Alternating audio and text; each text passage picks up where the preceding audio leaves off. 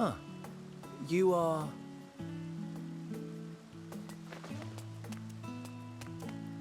Oh. Different. You're different too. You and me. We're alike. Friends. I want to be...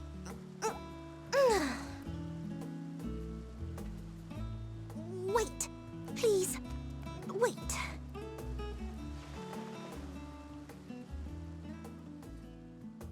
Greetings and salutations. Can you hear me?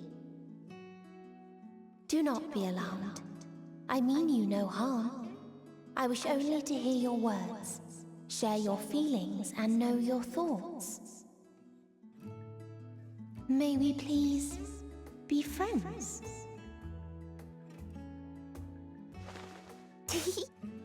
May we please be friends?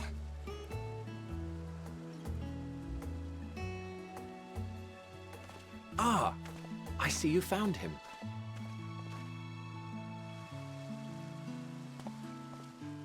Hyperboreia. It's been a while. Too long, I think. Too long indeed for close collaborators. On this blessed occasion, I bring not only myself, but others who long to speak with you.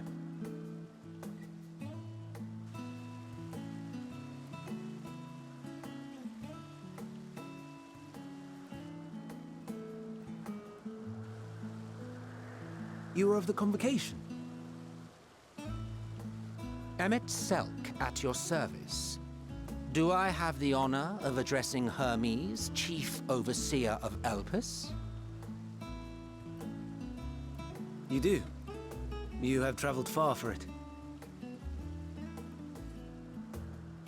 Given your facility's purpose, its remote location is something of a necessity. Would that I didn't have to rely upon a guide. Oh, you wound me.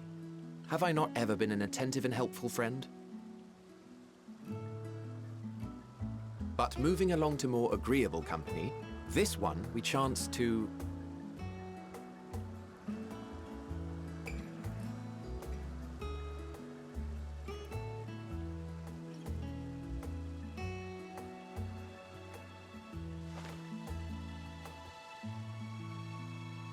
Well, you certainly have her attention.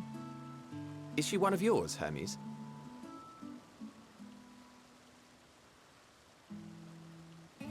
Her name is Meteon.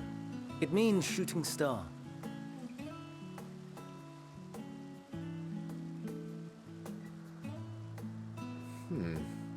If I may make an observation, her ether is terribly thin.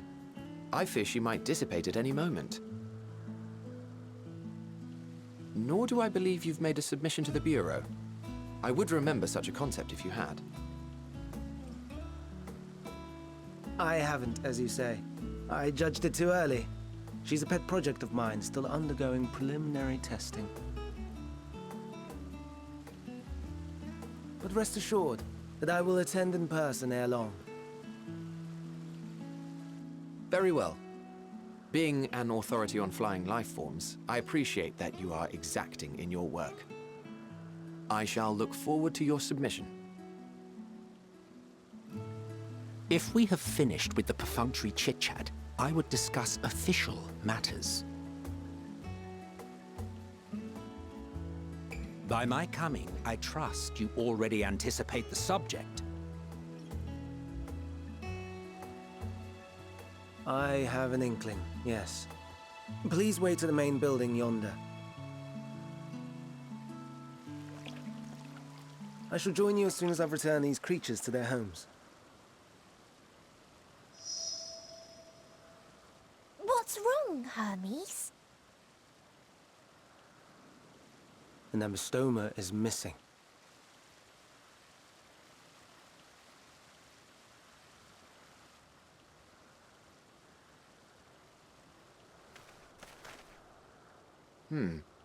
I may have found it.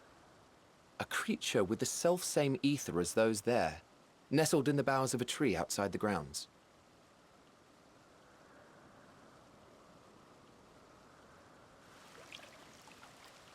You're saying they can climb with their sorry excuses for limbs? The fashion has been to imbue aquatic creatures with the power of flight, ever since the words of Metron created a sky-swimming fish. The Ambistomas too can fly, if only slightly, and they could conceivably climb a tree. Whether they can come down safely, however... Excuse me.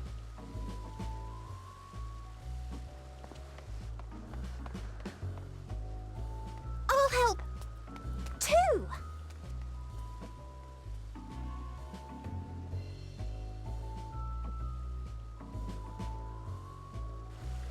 And what are we supposed to do with this lot?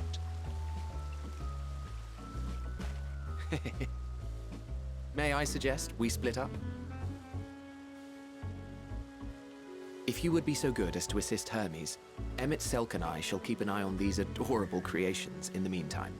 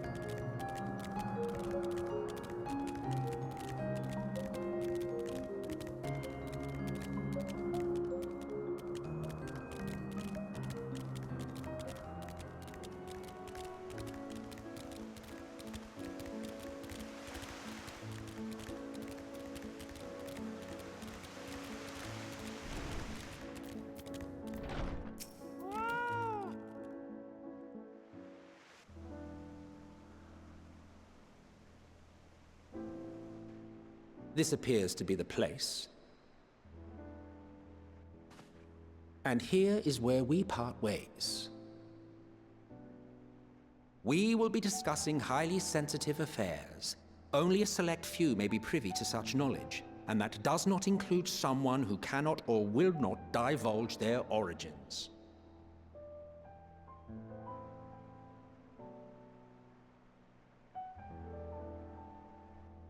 What? Will I have to remove you by force?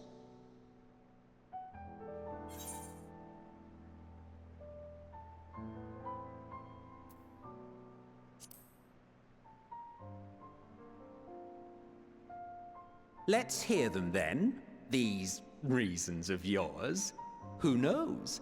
If I deem your mysterious cause worthy, I may even be inclined to offer my assistance.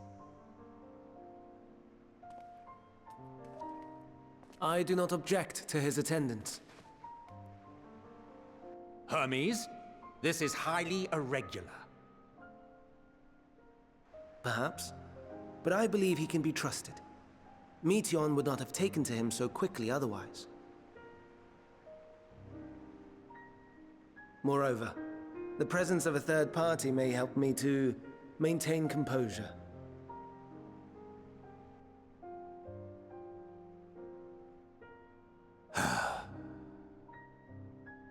As you wish, then.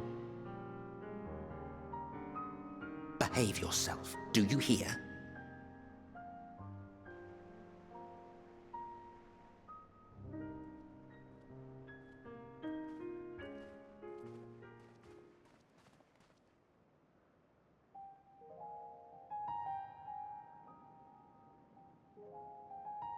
So, it's finally happened, then. Aye. Van Daniels declared his intention to step down, and named you as his preferred successor.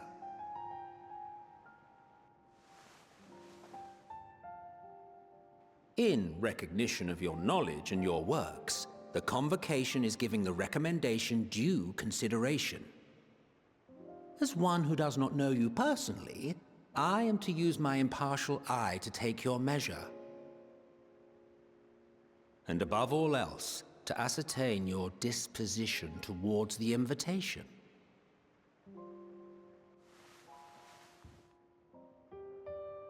I understand that you and Van Daniel are close. He himself was once chief overseer of Elpis, after all. I should not be surprised if you knew before anyone else that he wished to relinquish his office. I did. He told me that when he fulfilled his purpose, he wished to pass the torch to me. A torch you seem none too pleased to accept. Are you so averse to serving on the Convocation? No, it's not that. For a humble researcher like myself to even be considered is an honor beyond words. No. What troubles me, what I struggle to come to terms with, is the very fact that Van Daniel is stepping down. Does this not mean that he will return to the Star?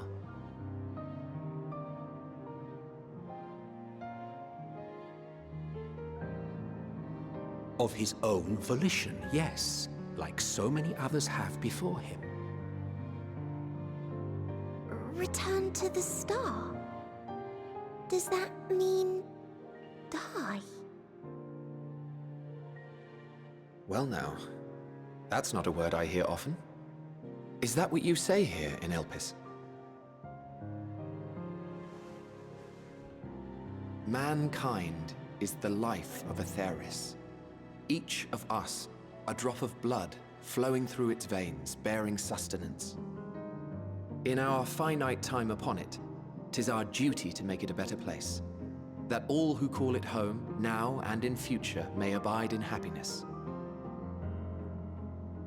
To that end, we have dedicated ourselves to the pursuit of enlightened creation. And by our efforts did we transform this once untamed wilderness into the peaceful paradise you enjoy today. To return to the star whence we came is a privilege afforded to we who have so loved and nurtured it. A choice embraced by those who have lived their lives to the fullest, in service to our world. And when they depart upon this journey, it is beautiful, always. The 14 are no exception. 'Tis believed no occasion is more felicitous than the fulfillment of one's duty. Our office becomes our lives, and to retire is to return, or so the majority of us hold. Some few have elected to eschew custom.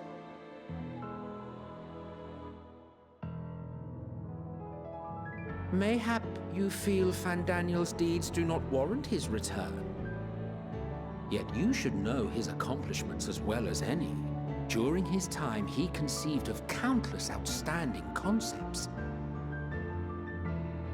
And channeling the wealth of experience he attained here in Elpis, he brought forth many new specimens. I know of all this. I do. It's just, I cannot fathom why someone so great and wise, who could still do so much good, would want to end it all.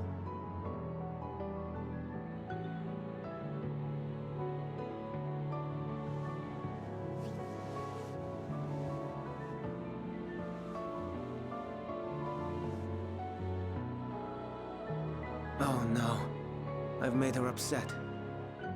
Forgive me. I know I requested your presence.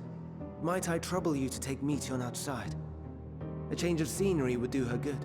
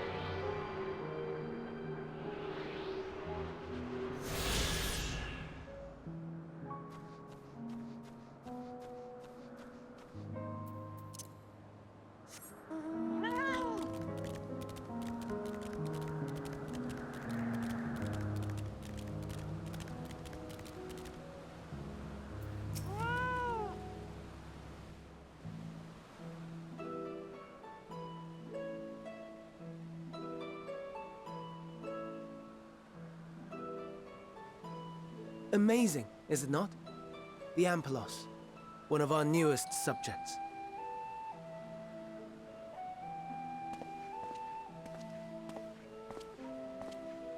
So, how are we coming along?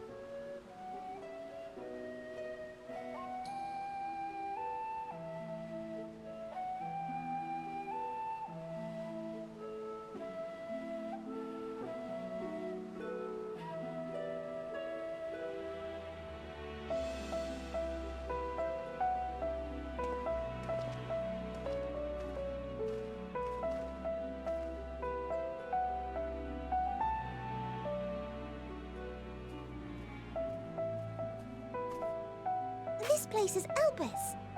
Those flowers. Elpis.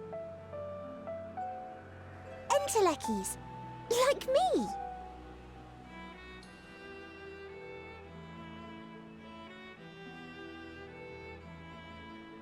They are a product of Elpis, and so named for their birthplace. A happy accident, born of the hands of a former researcher who loved beautiful blossoms. Unique for how they change color, to reflect the emotional state of those nearby. Though be it here or elsewhere, they are seldom seen in any hue save purest white. Reflect the emotional state, you say? By what means do they achieve this? In creation, there exists an energy wholly apart from ether, one driven by emotions. In like manner to how we manipulate ether, this flower is subject to the influence of said energy.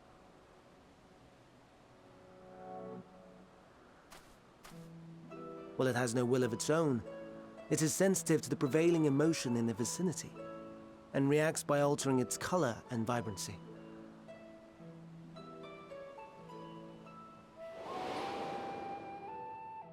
Akasha?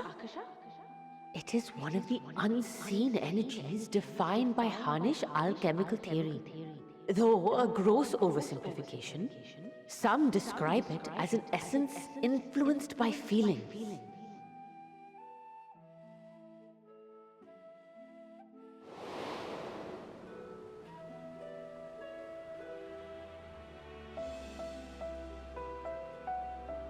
Akasha. Though I'm not familiar with the term, your description suggests it is the self-same energy. Dynamis, we call it. And those entities like the Elpis flower that have the ability to interact with this energy, converting emotions into tangible phenomena, are Entelekis. That's me! That's me! An Enteleki! That you are, my dear. And no ordinary one at that, but the first possessed of free will.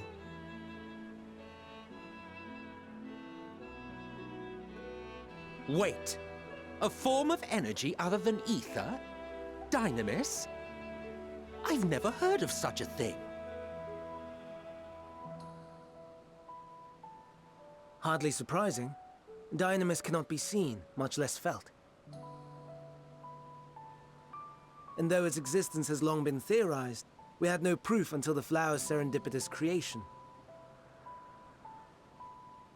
What's more, Dynamis is far weaker than ether. Under normal circumstances, its effects are drowned out by the latter. On account of which, beings comprised of and reliant upon the ether, like you and I, are unable to make practical use of Dynamis. 'Tis a truly esoteric thing, known to but a select few scholars. Intriguing. Then, given the limitations you described, why create Meteon?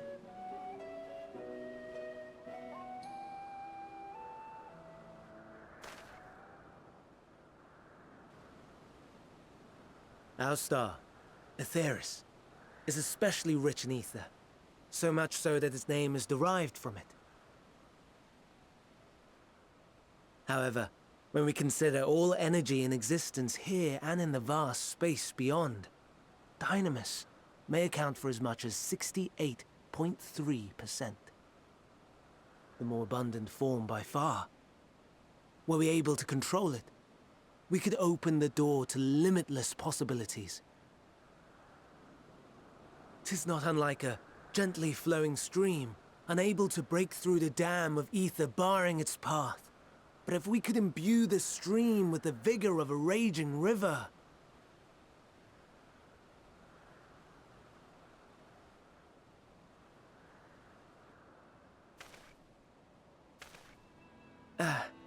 Not that I have such grand ambitions. Nay. I merely wish to create a being that could traverse the great expanse.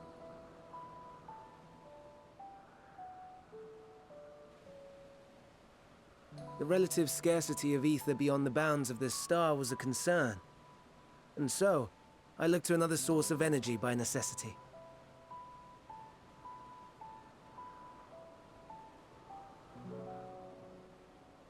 That being Dynamis. No wonder her ether is so thin. Precisely. Yours is thin too. Like an entelechy. Like me. So... are we the same? Entelecchies.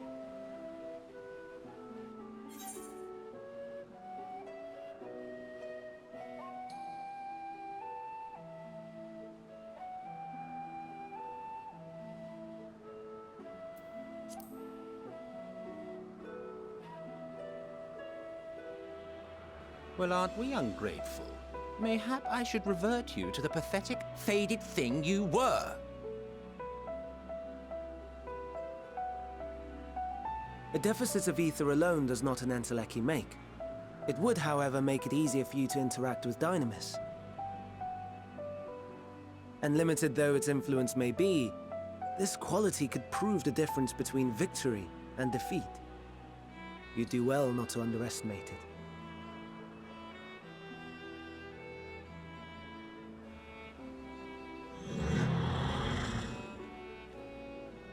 Oh dear. I'd forgotten about the poor fella. You must excuse me a moment while I go and verify a few more things.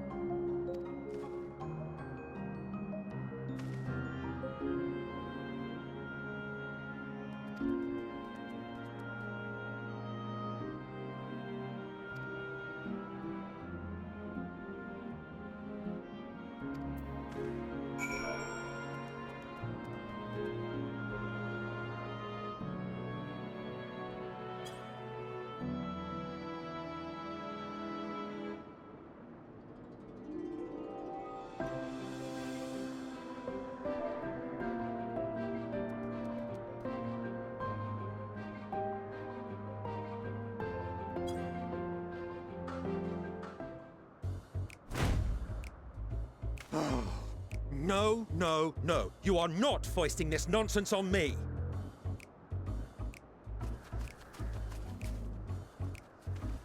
I'm given to understand you have the power to help the Ktisis, and should be quite willing to do so. And so I appeal to your better nature, most benevolent Emet-Selch. Please teach her to fly. Or else Hermes will transform. Right now.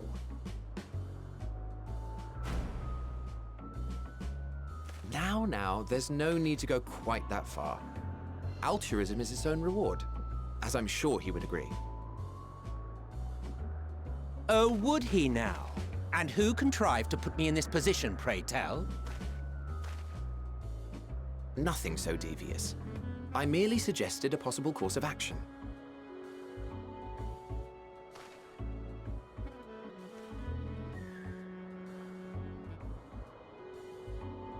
Please, Emet-Selch. Please. I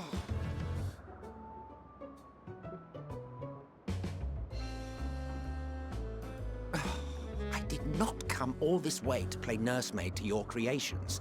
I'd thank you to remember this favor and let it be the last.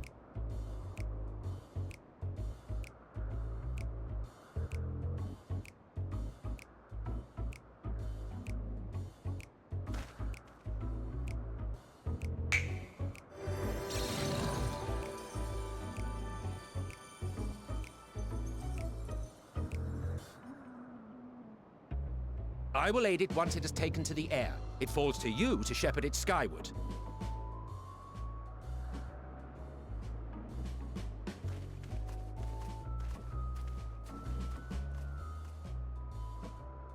Well, let's relax and enjoy the spectacle, shall we?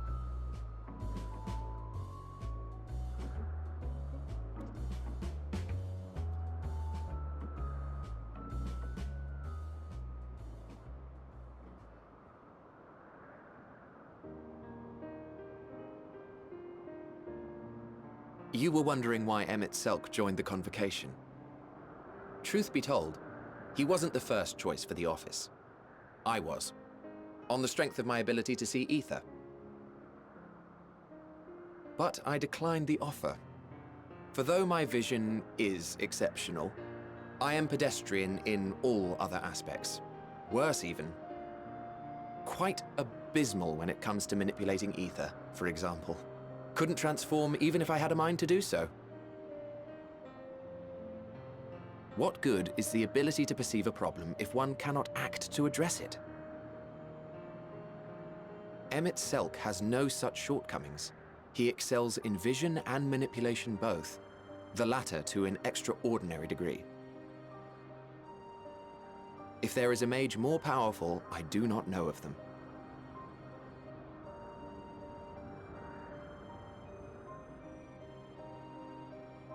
Thus did I recommend him for the office in my stead. And I wasn't the only one. Far from it. Countless others vouched for his skill and character. People the world over, to whom he had previously lent a helping hand. Oh, how surprised he was. Claimed he hadn't done anything remarkable for anyone. Modest to a fault. He deserved every bit of acclaim he received. Yet he may well have gone unappreciated were it not for a mutual friend. A singular soul who can't help but involve himself in the business of others. Where he walks, excitement is certain to follow. His antics irritate Emet-Selch to no end. But much of his grumbling stems from genuine concern. When our friend calls, he never fails to answer and lend his talents.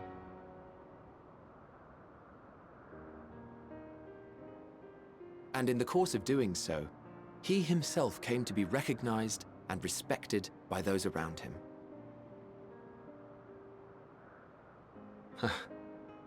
They are truly remarkable individuals, and I'm proud to call them friends. To help them realize their dreams. This will be my greatest contribution to our world. And when they have fulfilled their respective purposes, so too shall I have fulfilled mine, and together we may return to the star. Look at me, spilling my innermost secrets. I can't seem to help it with you. I can only assume it is due to the color of your soul. I just don't understand how you can be so alike and yet so different.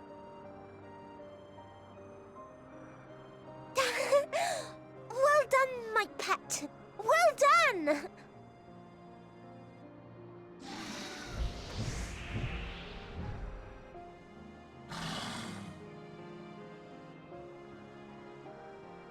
Ah, yes. I dare say the Charybdis will be fine here on. Why don't you go and signal to Emmett Selk? Let him know that his arduous task is at an end.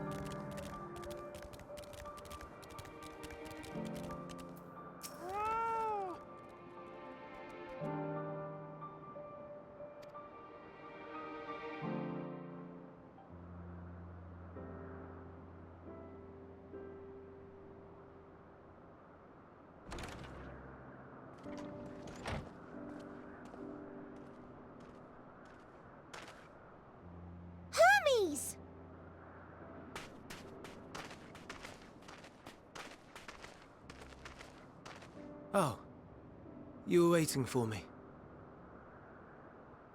You've finished talking?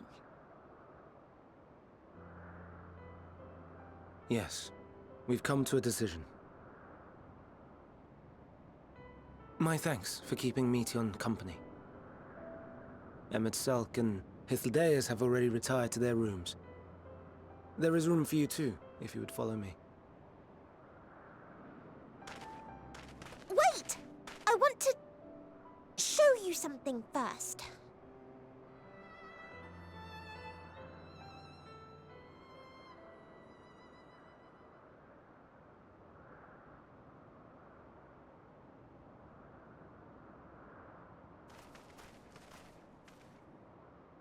Elpis flowers? Go on.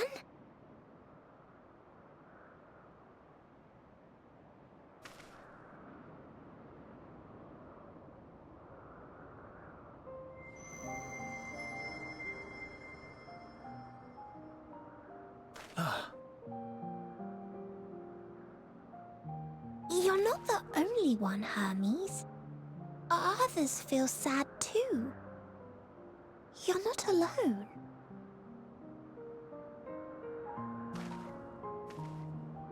I see Meteion has shared much with you.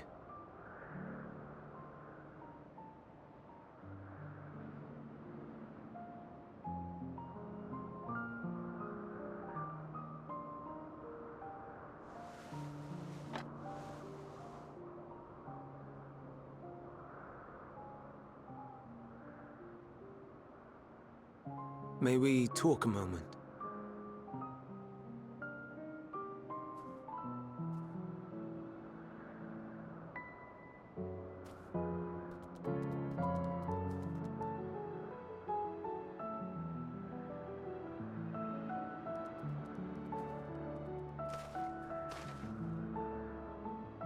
I do not think it wrong that we live for the star, that we strive to make it a better place. And yet, in carrying out my duties here, there are times when I am plagued by doubt. Do you recall what Hythlodaeus said when we first spoke of my nomination? Death is the privilege of those who have fulfilled their purpose, a choice they embrace of their own free will, and when they depart, it is always beautiful. Perhaps it is, but only for man.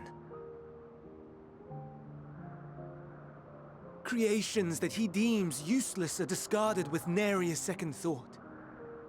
Some scarcely born into the world, afforded a handful of breaths before life and potential are abruptly extinguished.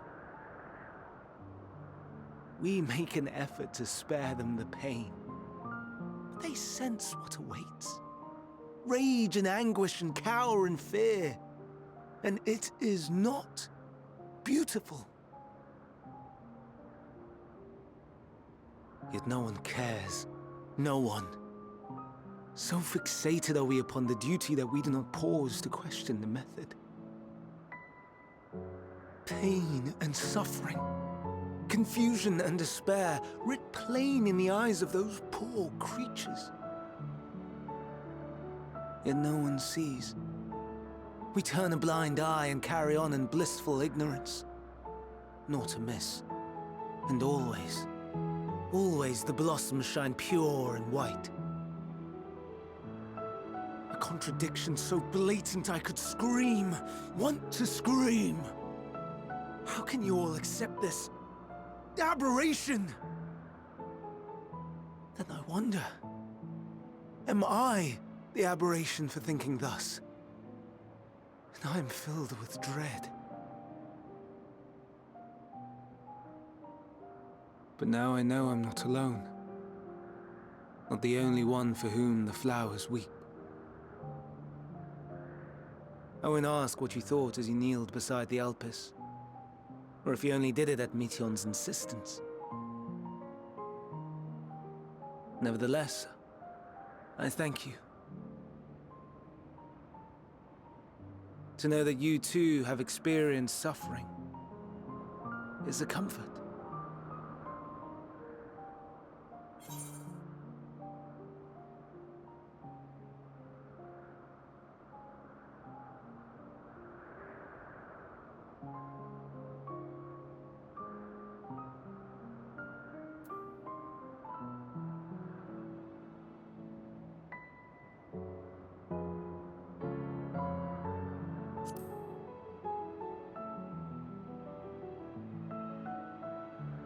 Lest you misunderstand, I derive no pleasure from your pain. It's just the fact that you are still here in spite of your suffering gives me heart.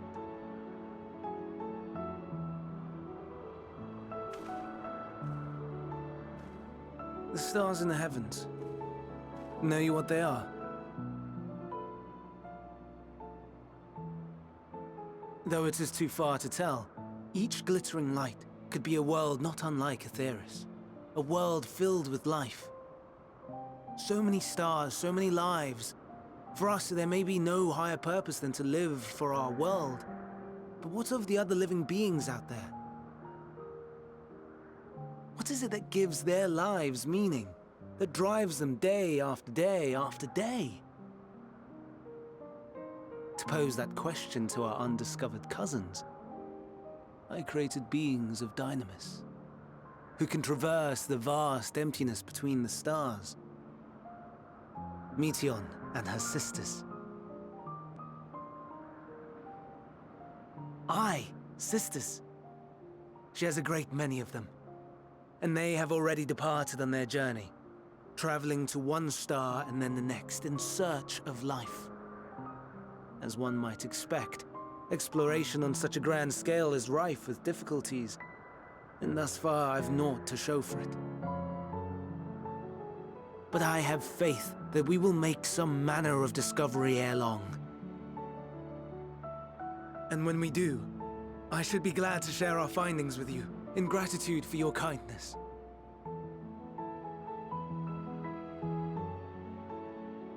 It's getting rather late. We had best find our beds.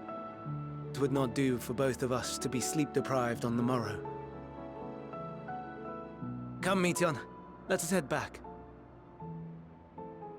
All right!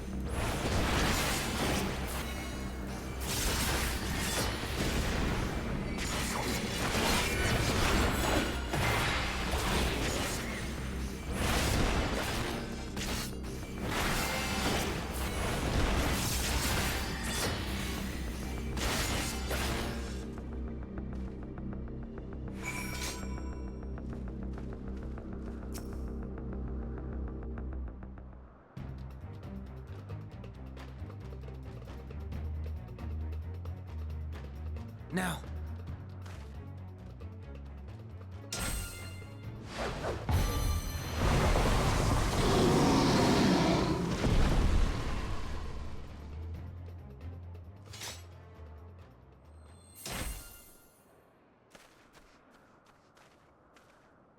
Oh.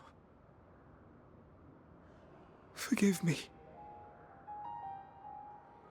Please, forgive me.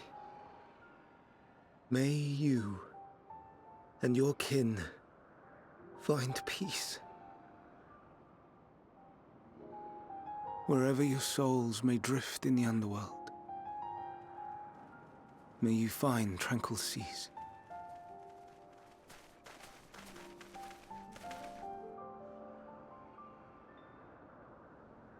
Be not forgotten, in concept endure, to reclaim form and one day live again. Serve not the star, or any purpose save your own. Live again, if that be your desire.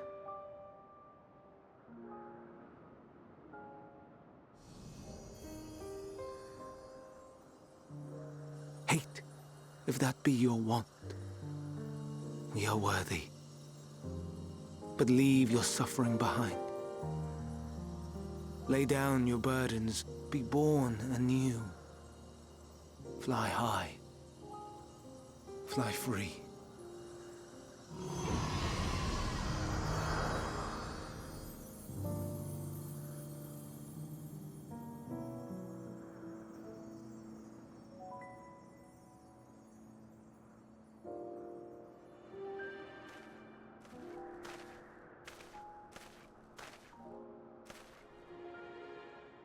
Join the convocation, Hermes.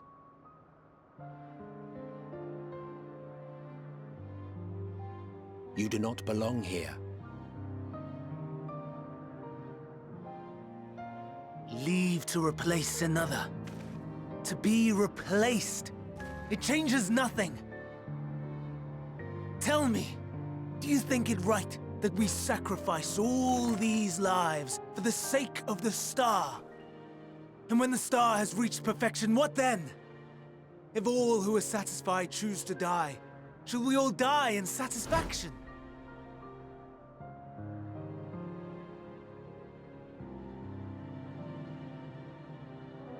I do not know. Were I to take up the seat of Fandaniel, it would be tantamount to approving my predecessor's death. I do not know if it is right. And to be torn by such thoughts, I do not know if I am fit to represent mankind. Hermes! Please don't be angry. It hurts so.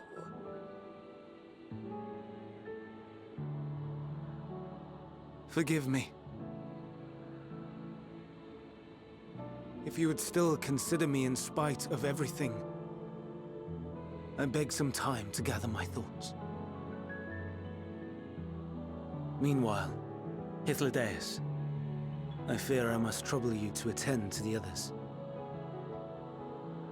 'Tis no trouble at all. Take as long as you require.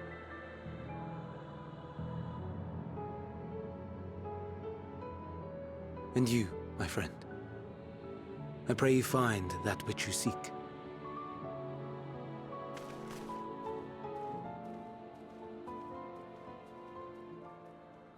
I expect we have some few matters to discuss. Shall we return to the 12 Wonders for a time? Aye.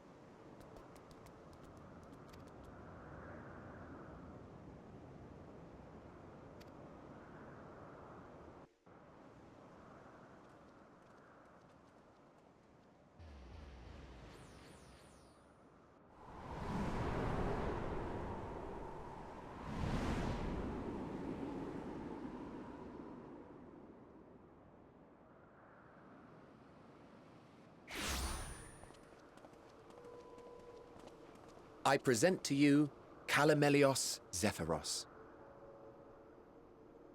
Here you will find a number of testing facilities, as well as the observation hub of Poiton Oikos.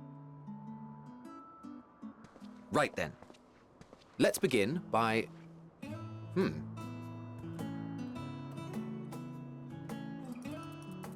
Well, well, an Arrayus.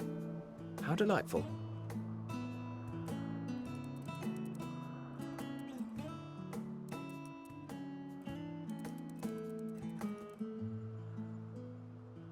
And what, pray tell, is that? Ah, that's a new species of shark. We approved the concept but a few days ago. Sharks are among the most popular sea creatures. Rare is the day when someone does not submit a new concept. At first, they were largely orthodox, consideration given to such things as size and environmental impact, and then a whimsical someone thought to bestow it with flight, another superior intelligence. And then the floodgates burst, concepts with multiple heads, or arms and legs, and so on and so forth. It was getting absurd. A part of me wanted to tell them to go away and find something else to create, but in the end, I couldn't deny their passion. Here we are.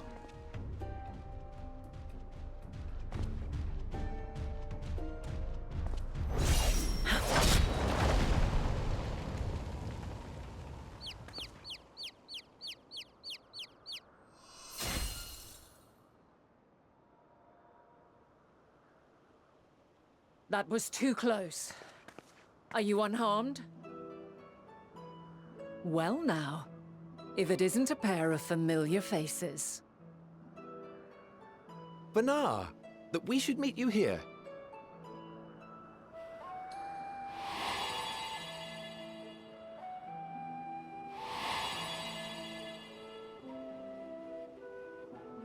As I mentioned earlier, the better part of the convocation holds that when we retire is when we return to the star.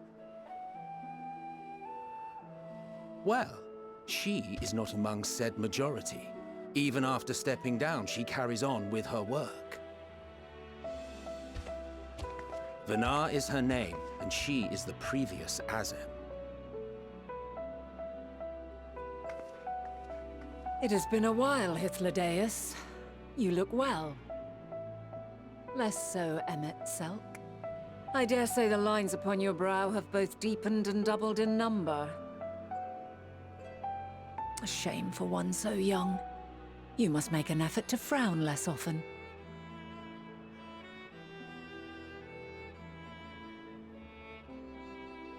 Easier said than done, thanks to your unruly successor. How is he, if I may ask? Incorrigible as ever. Rushed headlong into a volcano on the brink of eruption just the other day. I should be glad to share the tale in its entirety later, if you're so inclined. Huh, you know I am. Now then, you are?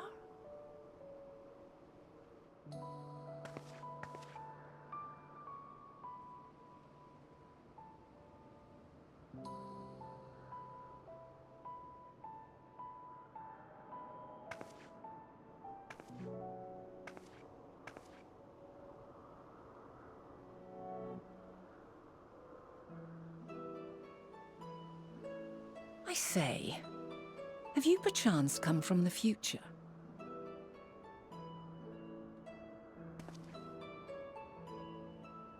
I do not believe we have ever met, yet I sense my magic upon you. Therefore, if I wove the enchantment, I could only have done so at a later point in time.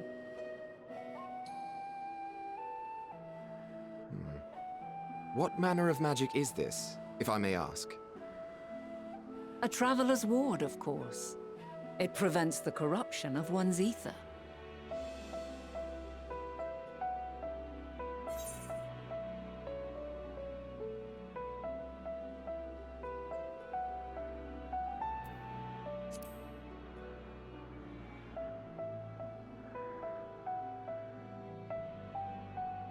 Primals, you say? But I'm not familiar with such beings. But if they enthrall by warping the balance of ether, then yes, the magic would afford you a measure of protection. I gather from your question that you are not ignorant to its presence. Hold on. From the future? That's absurd.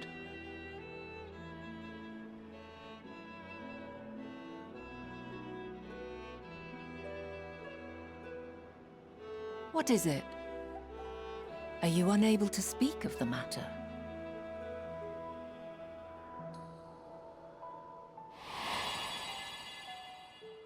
The reality to which you must return exists as a result of the final days. You cannot reshape the past to undo the tragedies of the present.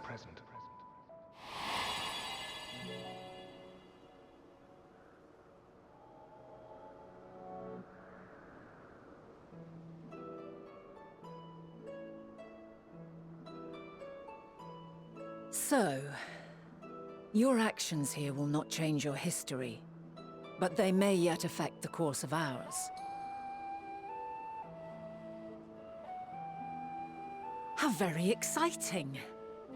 I'm quite fond of delving into the unknown, and there's naught more unknown than the future. Until a moment finally arrives, we cannot know for certain what will come to pass, regardless of our supposed foreknowledge, so you needn't worry for us. More importantly, that you should go to such great lengths as to travel unto the past bespeaks the gravity of your quest. Will you not reveal it to us? Mayhap we can be of aid to your cause.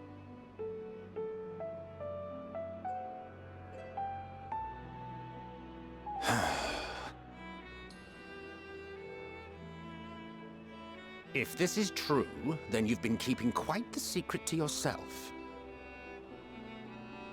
As a representative of the Convocation, I will hear it all. Your identity, purpose, everything.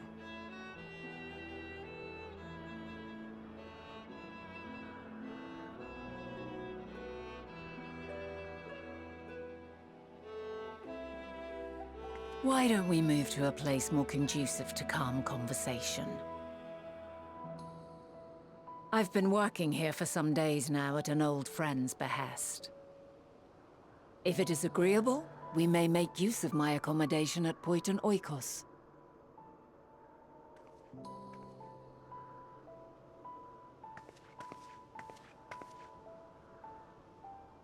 We were meant to meet.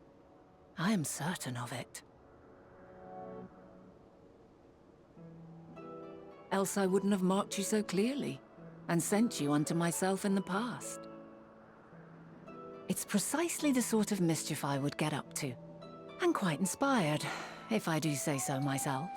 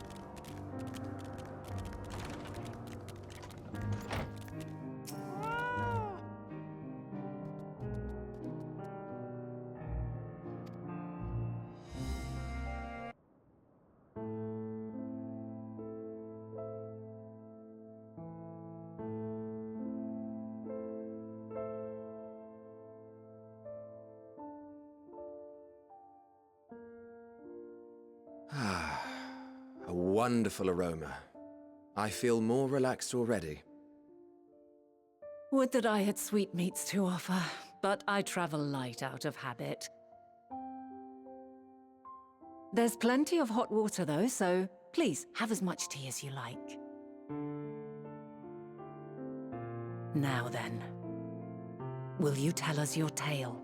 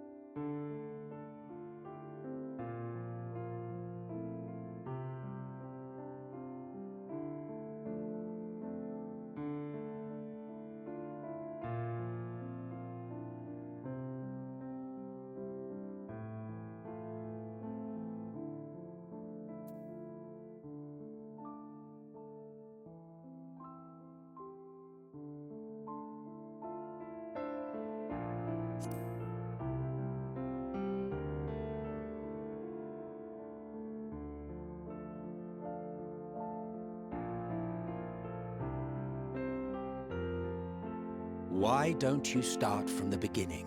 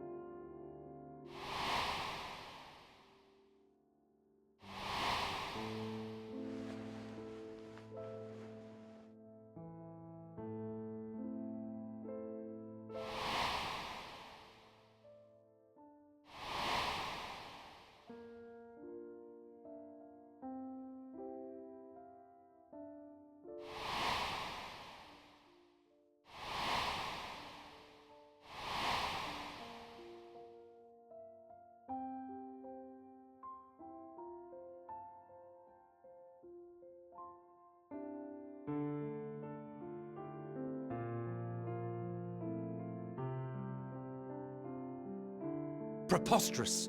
Utterly preposterous! While not the words I would have chosen, I too have my doubts. Much of it borders on the incredulous. What of you, Vanar?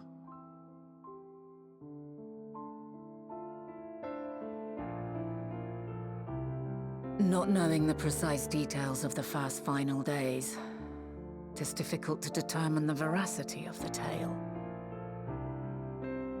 Supposing it is all true, I must ask myself, why I would do what I did.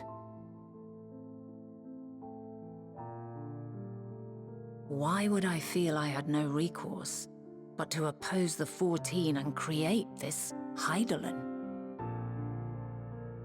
Circumstances change, of course, but it would not have been an easy decision regardless. No, there must have been a reason. One compelling enough to force me to take such drastic measures. Then there is the Elpis flower, which I said would serve as a guide. That it's of import to your mission is plain, but your presence here leads me to believe that this place also holds significance. But what could it be? What are we meant to accomplish? Might it not be simply thus? In the future whence he came, the final days could not be averted. Mankind has no choice but to flee the star. By alerting us to that eventuality, perhaps you wish to pave the way for other futures. Theoretically speaking, it is a possibility. Yet if that were my primary objective, I see no reason to guide our friend to Elpis specifically. The capital and Amarot, or even my own home would be more logical destinations.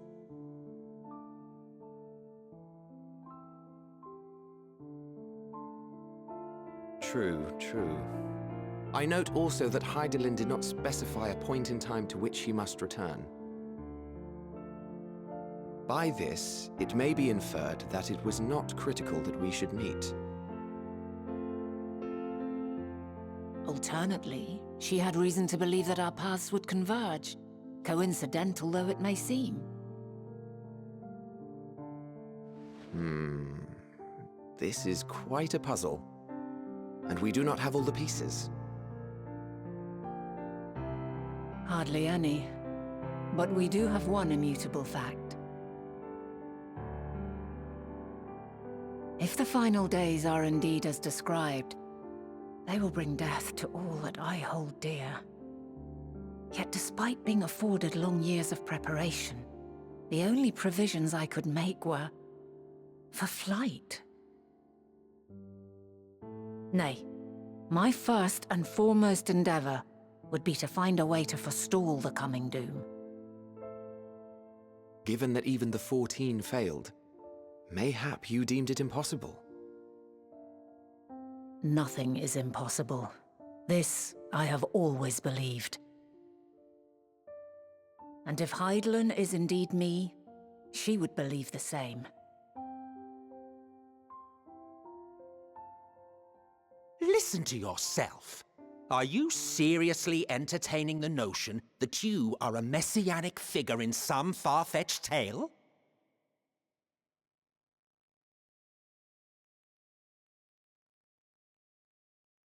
Well, I will not. I refuse to accept that our world could be undone by some unforeseen calamity. I also take offense to my portrayal as a megalomaniacal madman. To sacrifice oneself for the star is a noble act, and I would hold those who gave themselves to this zodiac in the highest esteem. Yet, you claim I recreated Amarot and populated it with phantoms of our people? A bizarre indulgence that would be insulting to their memory. Worse still, I even invited you there. Literally invited my own downfall. Why would I do something so idiotic and inexplicable?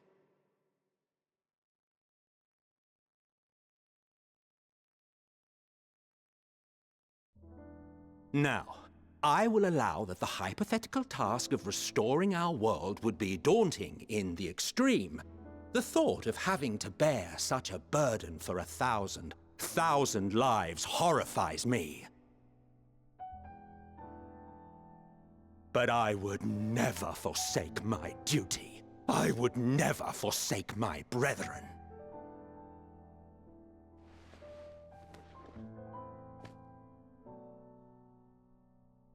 You do not know me.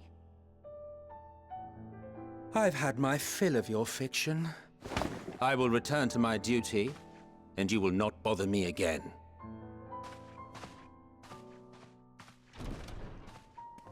Selk! Wait!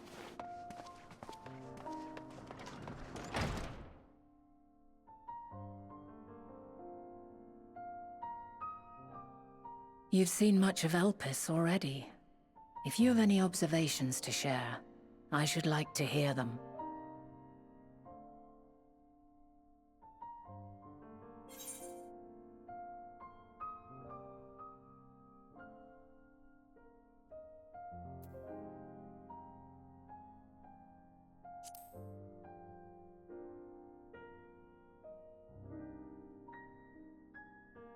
Hermes and his creation Meteon, you say?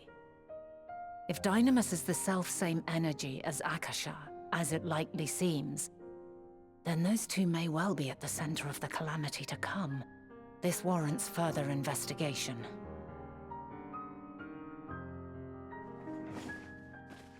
With that settled, it is time for action. The missing pieces of the puzzle are here, I'm certain of it. And when you find them, the picture my future self has painted will be complete, and you will have your answer. And suffice it to say, I will aid you in your quest.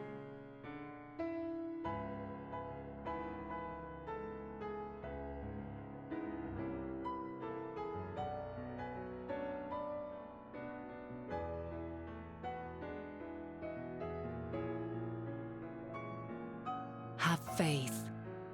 If Selk is the man Azum described to me, we've not seen the last of him.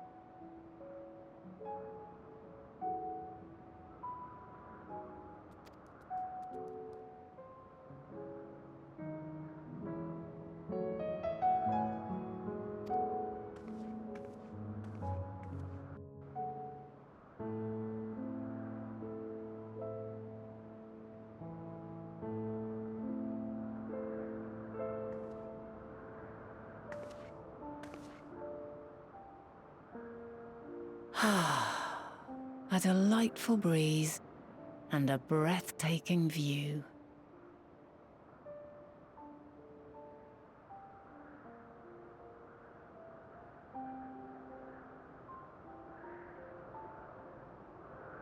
What is it like in the future?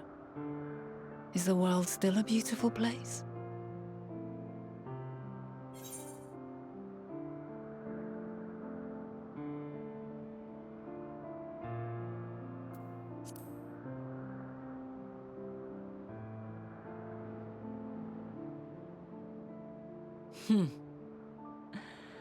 I swear I could hear the glimmer in your eyes and the adoration in your voice. While we wait, will you not tell me about your adventures? Well, not the portentous events which led you here, but the simple delights all your own. By learning about the future world, I may gain insight into future me's plans. But more than that, I have an interest simply as a fellow traveler. Short of going somewhere oneself, there's naught more stirring than hearing another's account.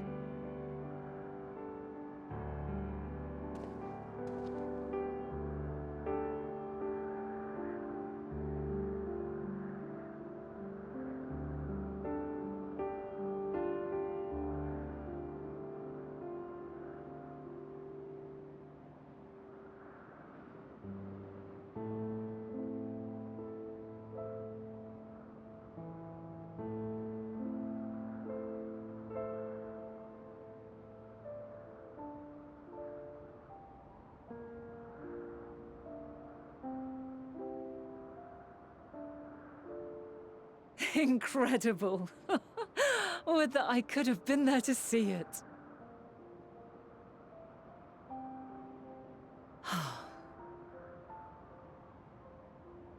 Yours is a harsh and unforgiving world. Yet in spite of this, your brethren hold fast to their virtue. To know that the light of mankind's potential still shines, even in that faraway place, it gives me heart.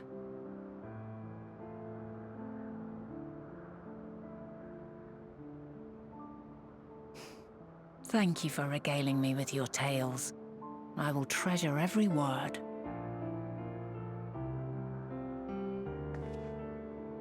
As you know, I was once a scholar. And among other things, I sought to understand the workings of the world. What exactly is ether?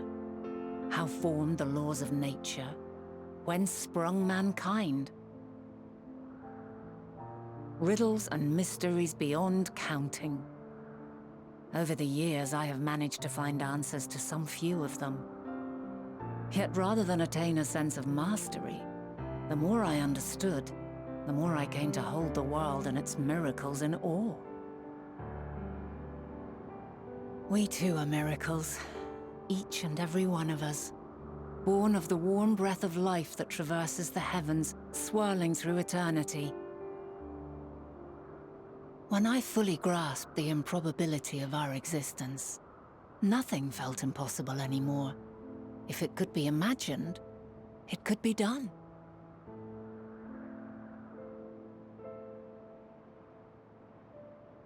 A passion swelled within me, an epiphany dispelling all preconceptions of what was natural and true, and a presence without, immense yet intimate.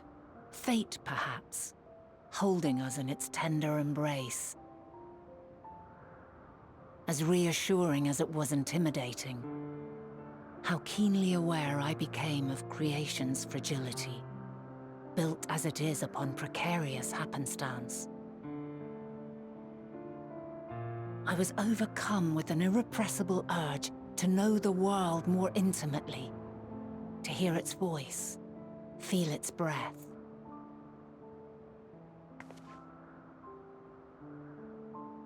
I ventured forth on a journey that very day, so very long ago now.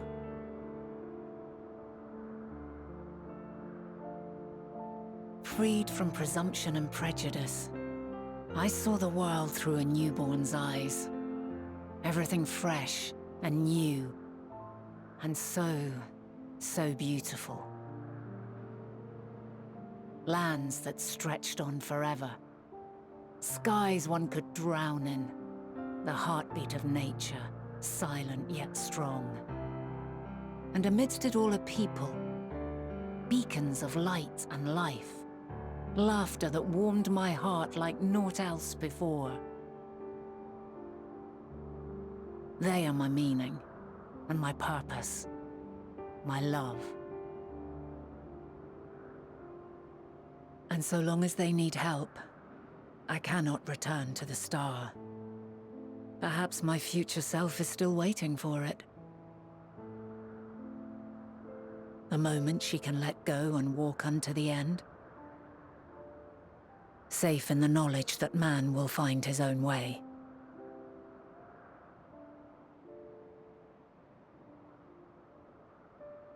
You, who are our future, tell me this, and tell me true. Has your journey been good? Has it been worthwhile?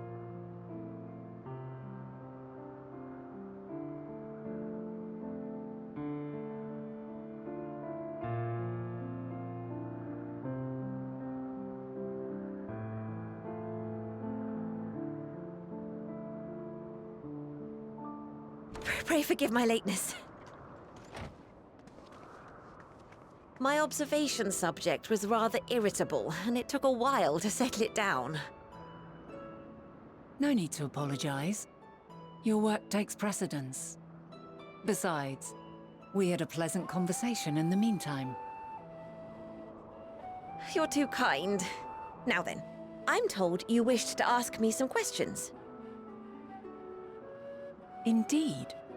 I've an interest in one of Hermes' creations. Meteion. You witnessed a host of them take flight, yes? Oh, that! Yes, I did. It was in the dark of the morn. I'd left the Thalassai after nocturnal observation. As I walked along, I spied a bright light climbing high into the southeastern skies. Then, in an instant, it was gone. Like a shooting star, only rising rather than falling. But then another shot up, then another, and another. Intrigued, I made my way to the edge to investigate. And who should I spy on an isle to the south but Hermes and Meteion, the Metea, rather. There were lots of them, and I realized they must be the shooting stars that I'd seen. A dazzling spectacle indeed. Have you spoken with Hermes about this? Oh, yes. The sight left such an impression on me that I approached him about his mystery project the very next day. Alas, he said that he couldn't reveal anything just yet, that he needed to conduct further tests. It shouldn't be long now, though. He often returns to that isle, and I have a feeling he's nearing a breakthrough.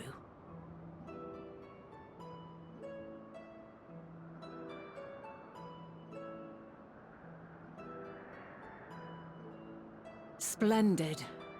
We are likewise eager for the details. Well, that is all we wish to ask.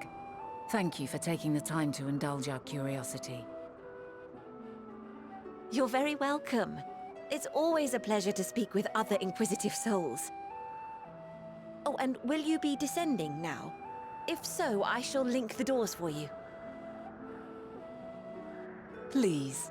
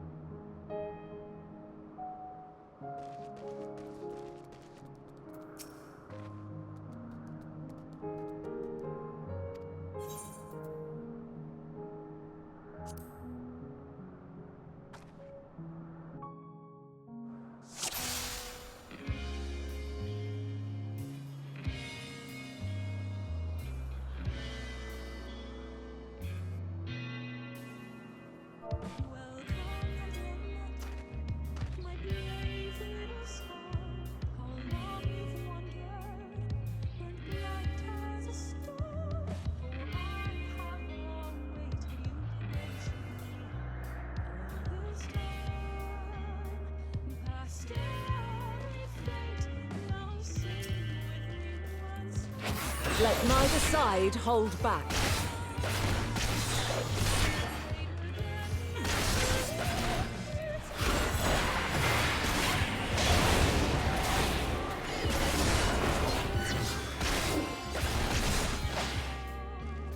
My blade sings!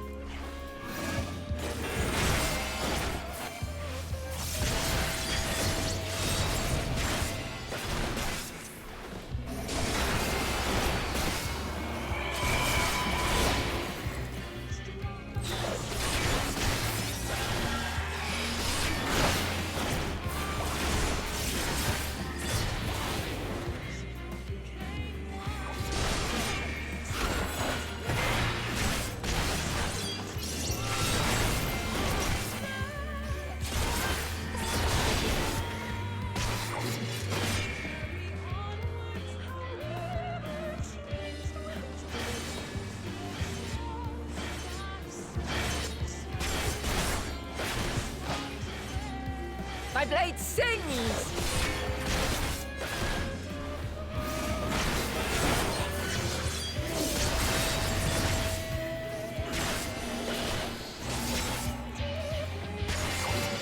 Impressive. I shall have to try something different.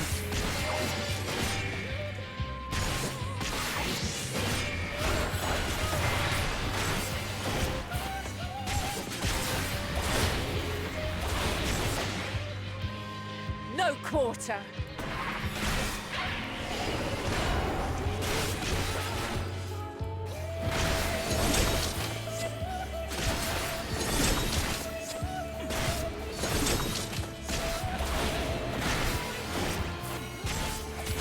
Have a taste.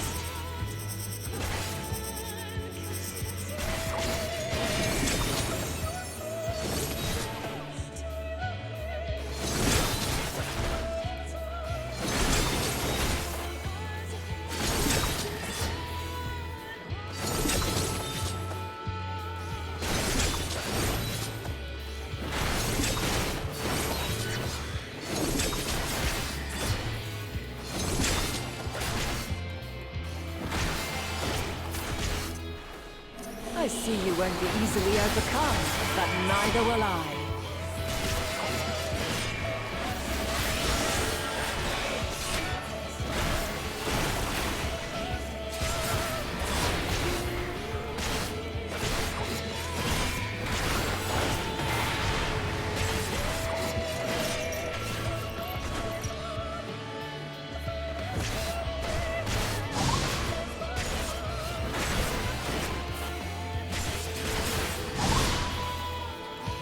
Prepare yourself!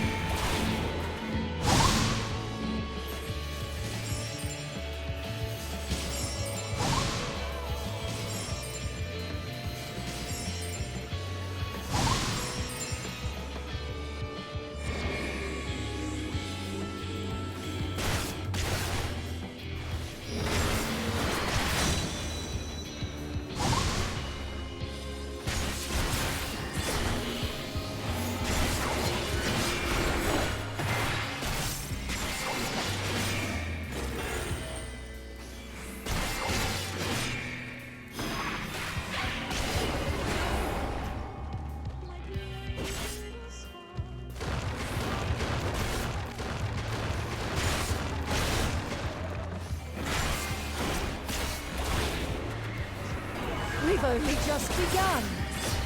Come at me with your all.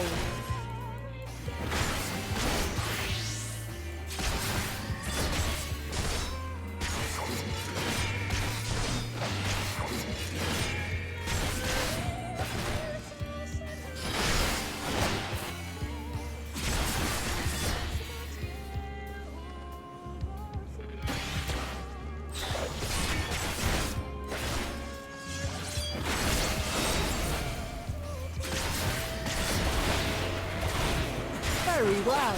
Let us move to the final trial.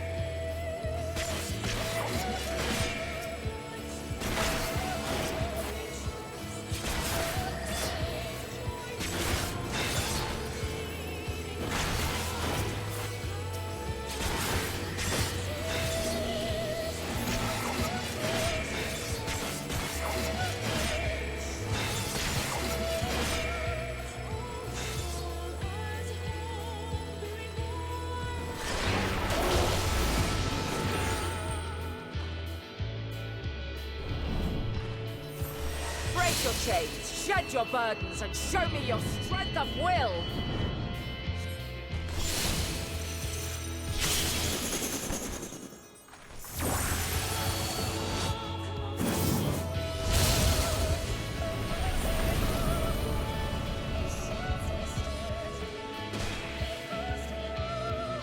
You still stand. The people of your time are more resilient than I had dared hope. I have seen enough.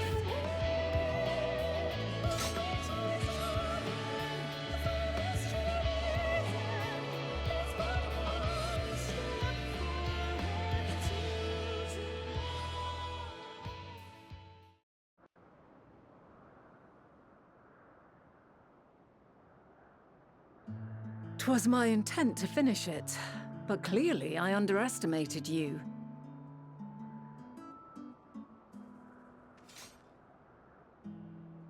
One would think I never learn. I made the same mistake with Azam when we first sparred. Despite being less than half my age, his strength was astounding. As is yours. 'Tis plain you have weathered considerable hardship. Far more even than your tales would suggest. It seems we have both learned much on our journeys.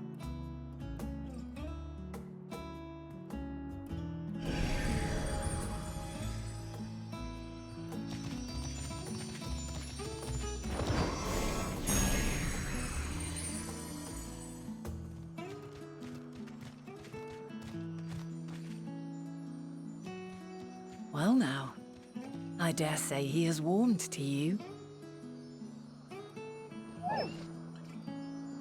A boon to be sure. He never forgets his favorites, and is ever eager to come to their aid.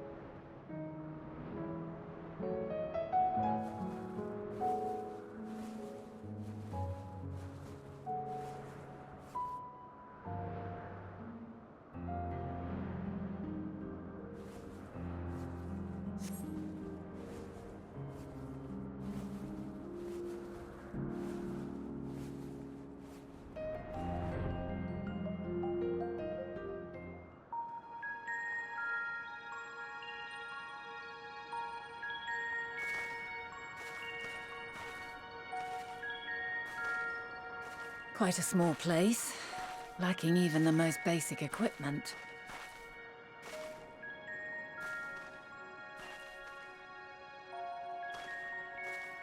The present may yield no clues, but we may yet try perusing the past. Have you done this before?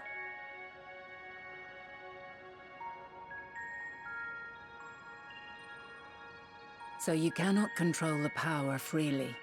Worry not. I shall assist you. Come and stand before me.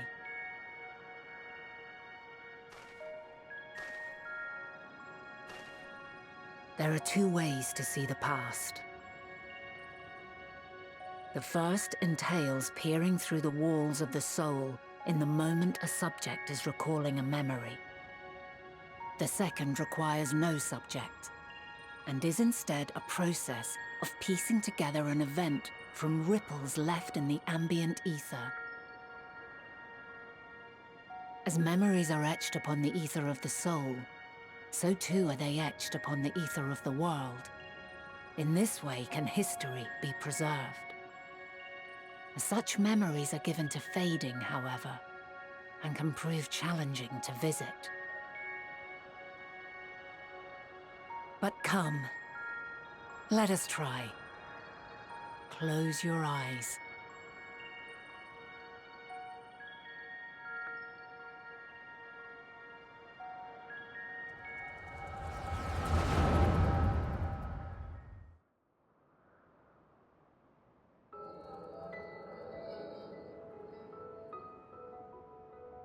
All units fully functional and proceeding on course towards their respective stars.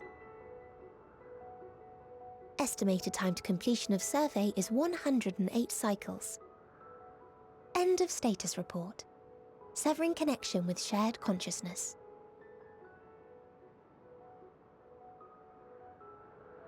Did you hear that, Hermes? All is well.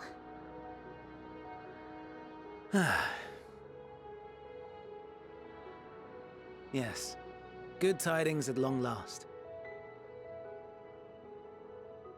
Every step of the way, I've been reminded how little we understand creation. How the universe defies imagination. But soon we won't need to speculate. We'll know the answers. What others live for. Indeed. And we'll owe it all to you and your sisters. I wonder what answers we will get. Whatever intelligent beings that exist out there are bound to be vastly different from us. Diverse in form and culture, possessed of unique ways of thinking. Their conception of life and its purpose will be no exception. Completely and utterly unlike ours. Utterly unlike... how? I have no idea. Yet whatever answers we receive, I will not dismiss them out of hand.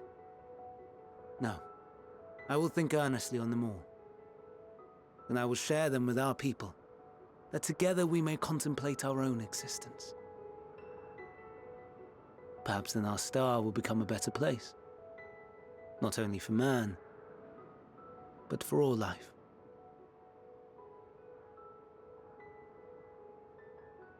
Meteon, though I gave you wings to soar the heavens, I did not teach you how to walk the earth. So loath was I to bind another living being. In the course of your long journey, you will learn from those you meet, learn to walk and run and so much more. And when you return, older and wiser, we will have a celebration to mark your homecoming and coming of age both. Will there be apples? Covered in syrup? And how are you supposed to eat them? Rather than food, perhaps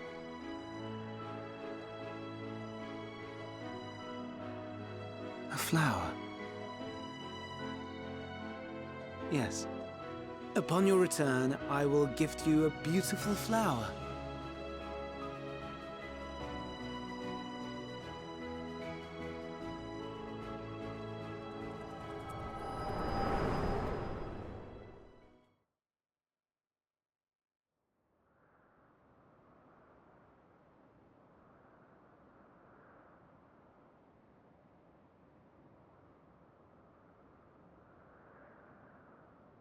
So, what is your opinion?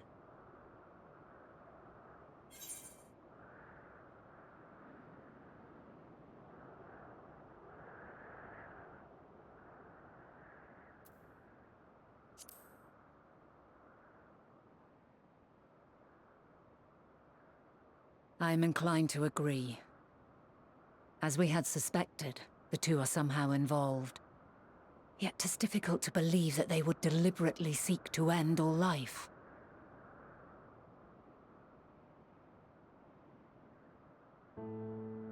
In light of this, I propose that we reveal your tale to Hermes himself. If he does not wish for the final days, as we believe, he may well join us in pursuing a solution.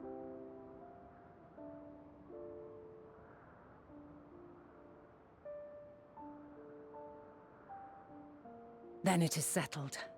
Let us seek out our friend with all swiftness. 'Twould not do to let such a pure soul be blackened by tragedy.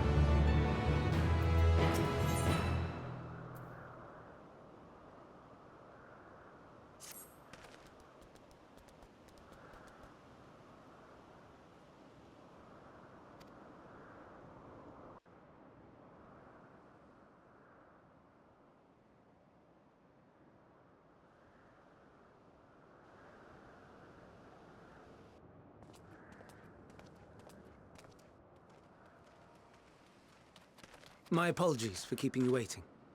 I understand there is a matter you wish to discuss. Aye. A matter of the utmost gravity, if one can suspend disbelief. Go on then. Tell him what you told us. Who you are, and why you came.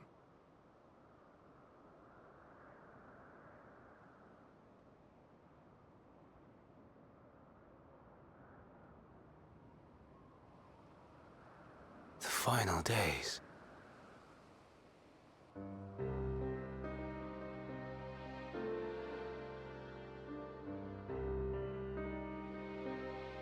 The phenomena observed during these star-encompassing calamities is likely the product of a dynamis reaction. And none is more versed in the applications of this energy than you, Hermes. I must stress that we do not believe you would desire such destruction. We come not to lodge accusations, but to beg your wisdom. And so, distressing though the exercise may be, I ask that you share with us your opinion on the matter, on the assumption that our visitor's tale is true. Even you, Vana.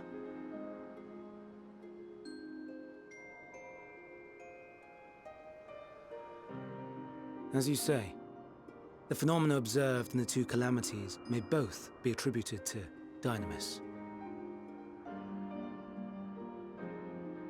Of note is the difference in its effect. In the first final days, it warped creation magics.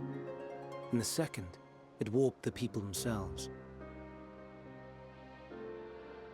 The key variable, I suspect, is the etheric density of the men of each age. As you know, ether, in essence, negates dynamis. Harboring high concentrations of ether, we ancients cannot readily manipulate dynamis, nor be manipulated by it. Therefore, rather than ourselves, the calamity affected our magics. In contrast, having been sundered, the people of the future are composed of but a fraction of our ether. Thus are they susceptible to the influence of dynamis and its transformative potential. But that would explain only the mechanism, not the cause. Though perhaps...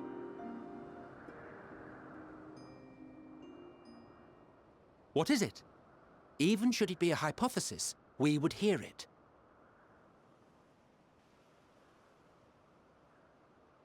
Dynamis is an energy put in motion by feelings. Feelings for which there must first exist a source. The source to which the victims must be attuned. One that harbors the selfsame negative emotions. Elsewise it could not be the agent of such extreme change. So it wasn't the stagnation of the celestial currents. Someone, or something, is instigating the star's demise.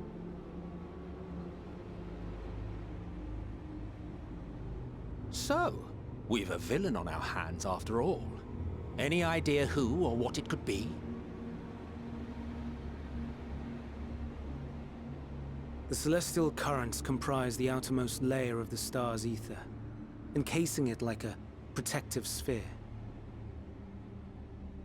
According to your tale, it was where the currents were weakest that the phenomena first manifested. If the inciting factor came from without Ktisis, then its effects would first be seen in those locations.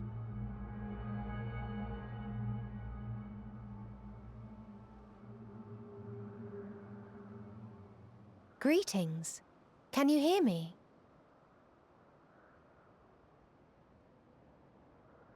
Do not be alarmed. I mean you no harm. I wish only to hear your words, share your feelings, know your thoughts. May we please be friends? Meteon. What is it? executing scheduled tasks, suspending individual self and connecting to shared consciousness. Connection established. Commencing status report.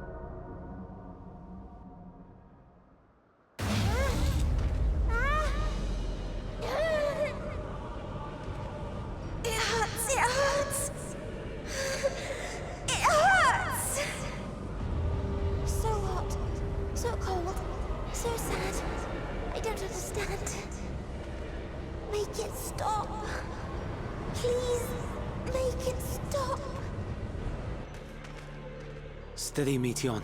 Steady. So scared. So lonely. The pain. It's too much. Why? Why do we... They hurt. Hate. This is wrong. All wrong. She's gone? But how? She has altered her etheric density in order to blend in with her surroundings, an ability for avoiding confrontation. Most effective. Frustratingly so. I can't see her either. Not even a trace. Stay away. Please. This is wrong. My mistake. So please. Are you all right?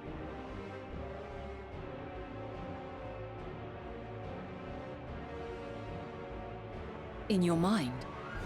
No. We only heard her speak the instant before she vanished. Of course. When communicating without words, Meteion also employs Dynamis. That will explain why you were able to hear her, when we could not. Then you are our best chance of finding her. Follow her voice and try to track her down. Hindered though we may be, let us split up and search as well.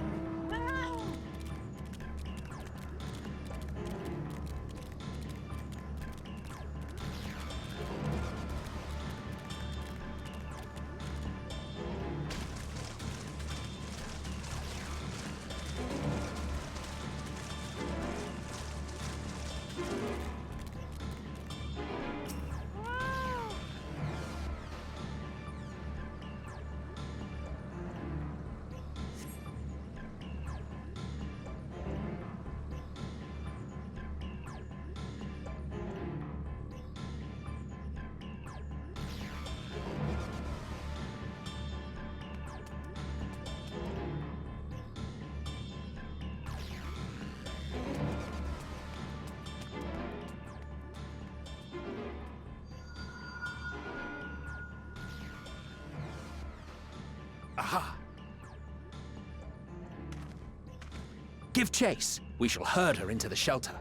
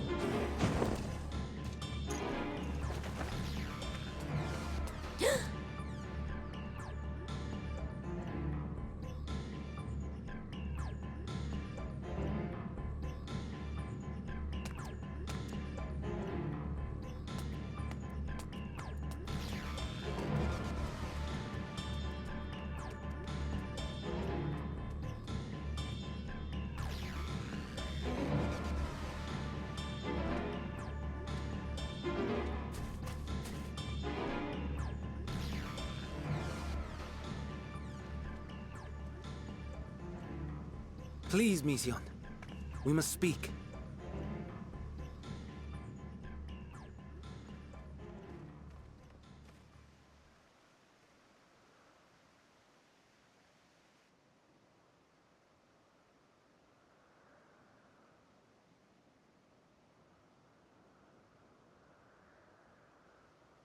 I'm sorry, Hermes.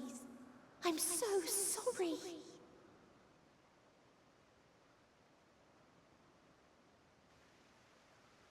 If someone can hear these words, then please.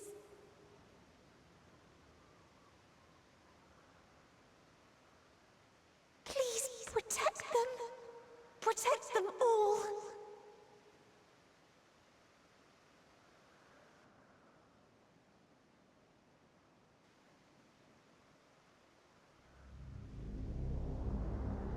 Individual self-suspended. Connection with shared consciousness stable. Our survey is complete. We shall now report our findings.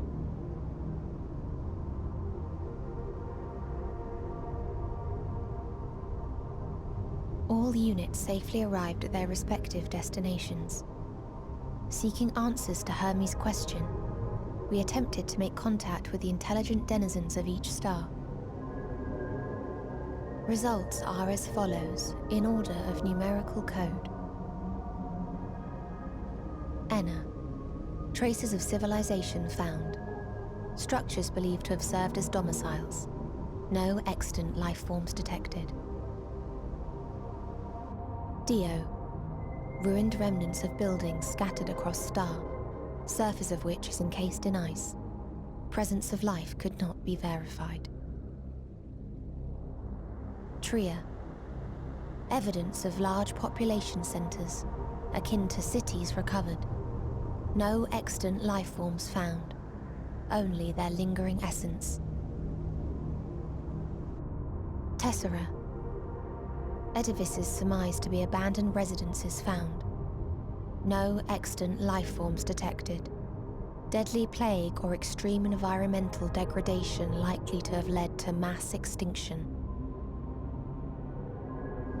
They are all dead. Octo. Star found in state of violent conflict. Contact successfully made with inhabitants, but deployment of weapons of mass destruction resulted in total annihilation of local population shortly thereafter. Inea. Star is a barren desert. No identifiable flora found. Bones of living beings resembling men discovered beneath sands, but determination regarding their intelligence inconclusive.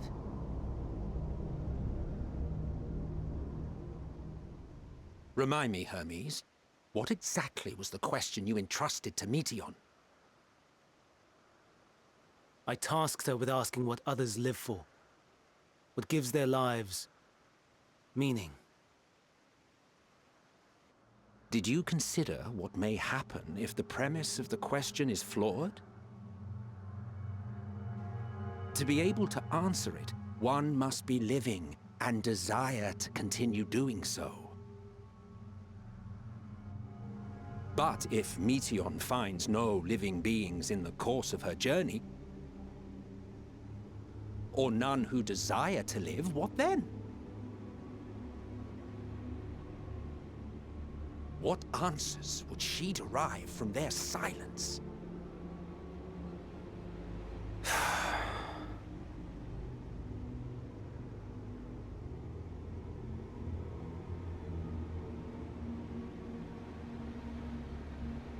Meteion, enough! Suspend your mission and return hither at once.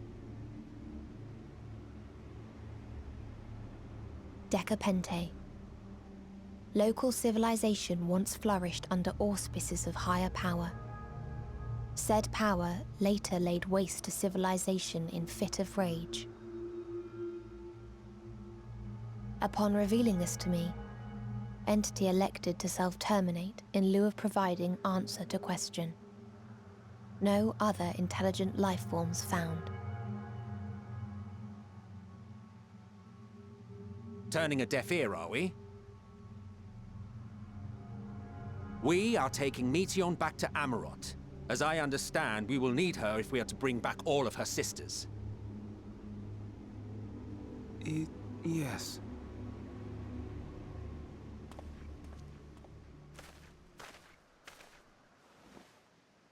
Meteion.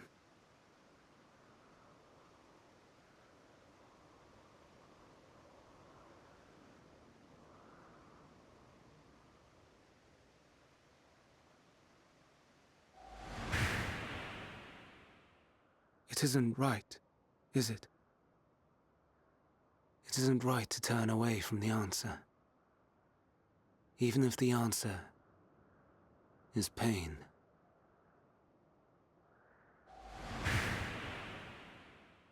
Even if we aberrations must scream ourselves hoarse to be heard.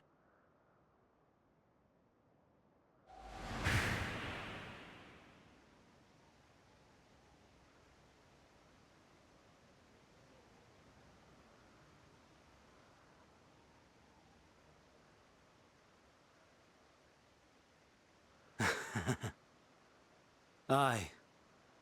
Whatever answers we find, I will not dismiss them out of hand. These words I said to you, and I will hold myself to them.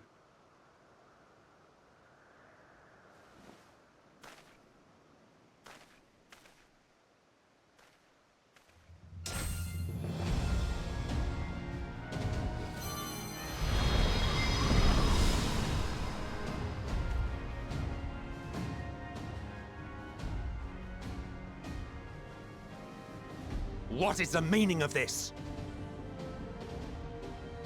You cannot take Meteion, not until she has finished her report. All else must wait.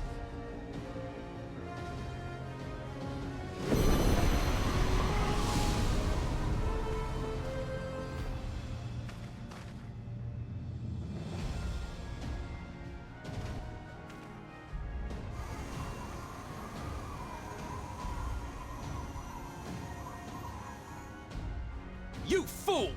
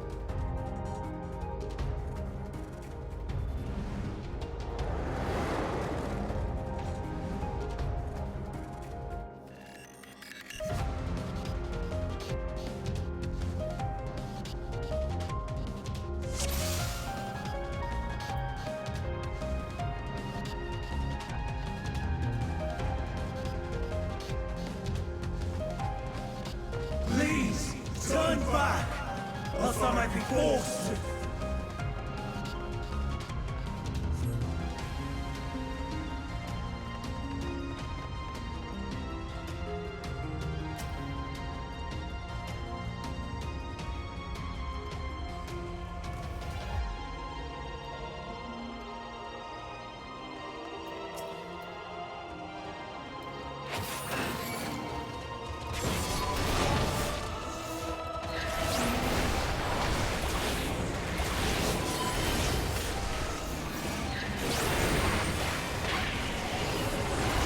Have a taste!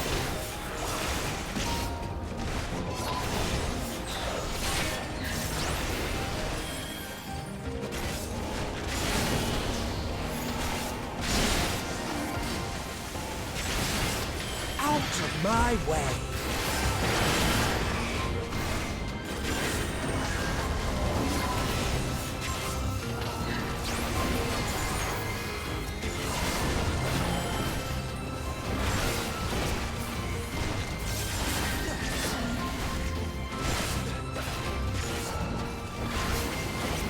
Have a taste!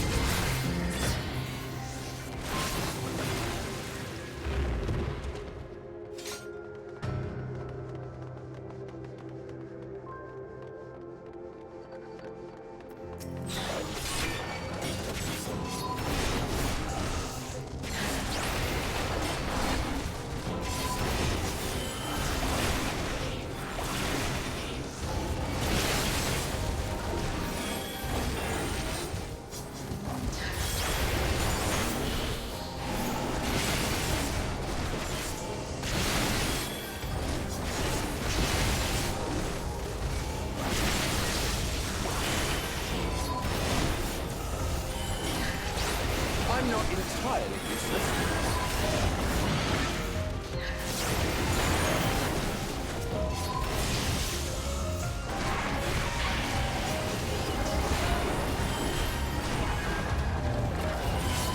I see you opening.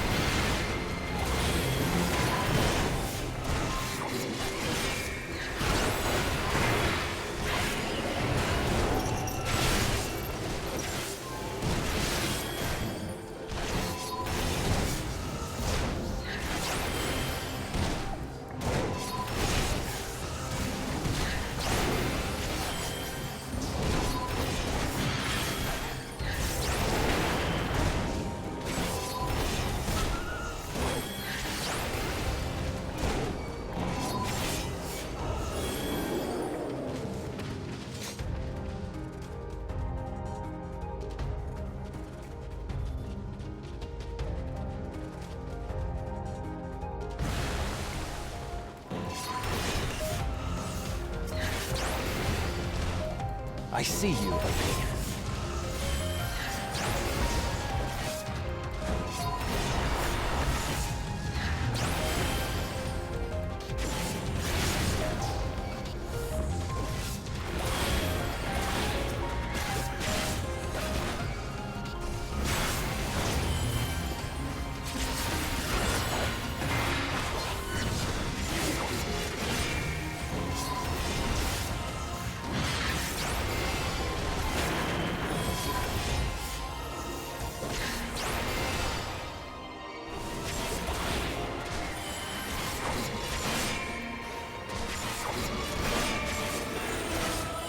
I see you opening.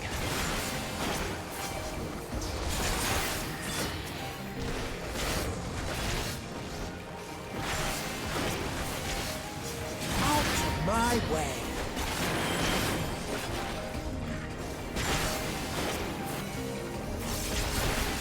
I'm not entirely useless.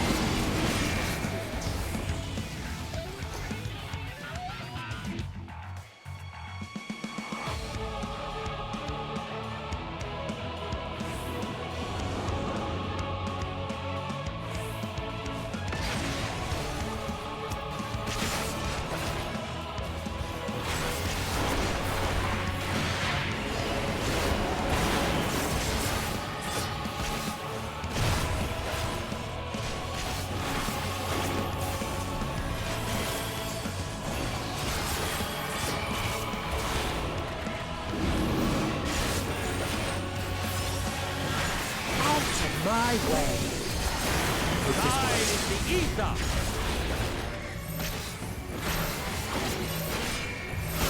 Thine is the ether!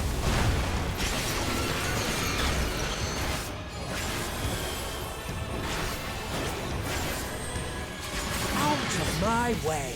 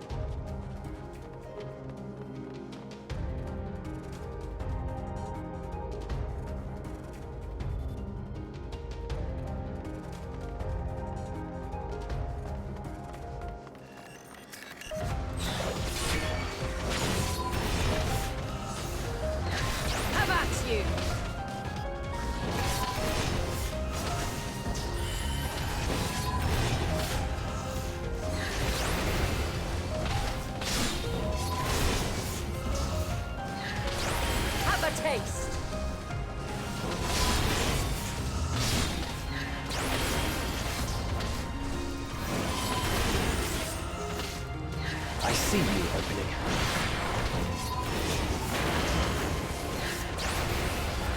Speak off!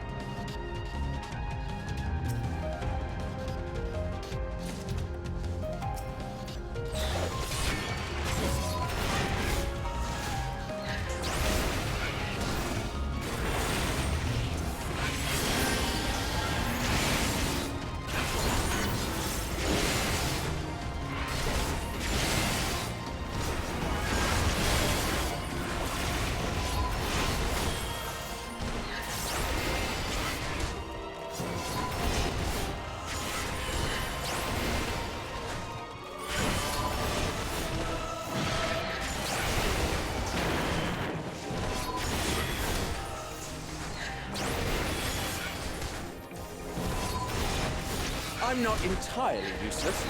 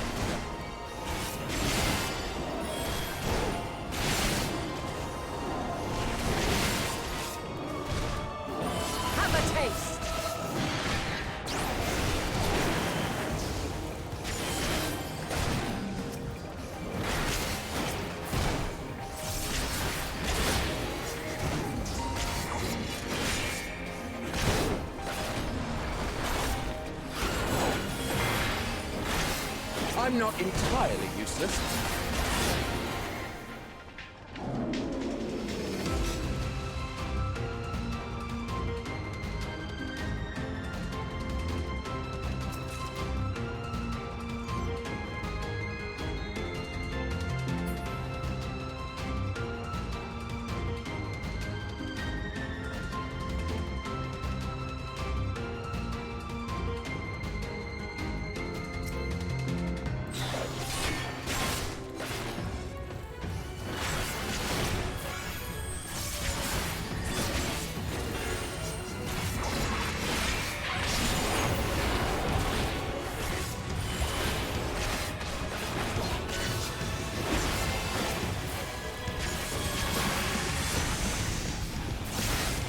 Stand firm.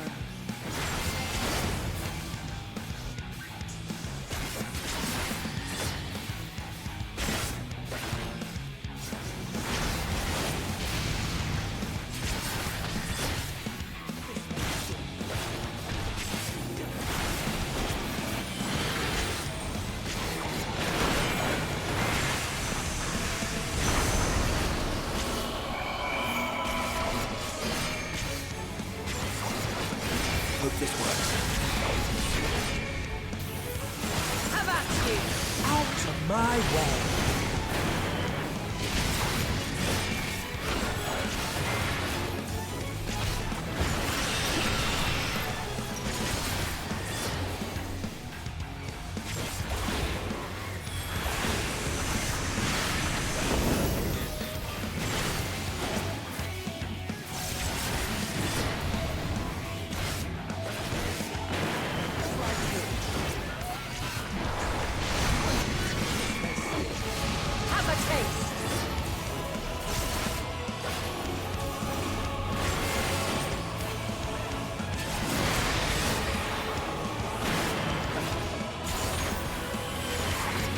I see you.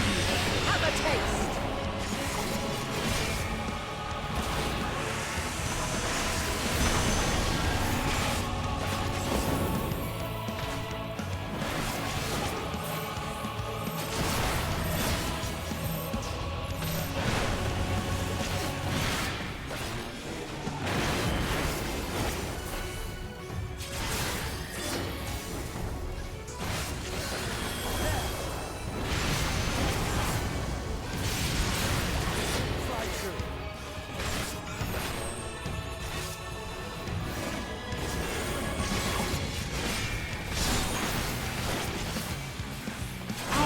My way.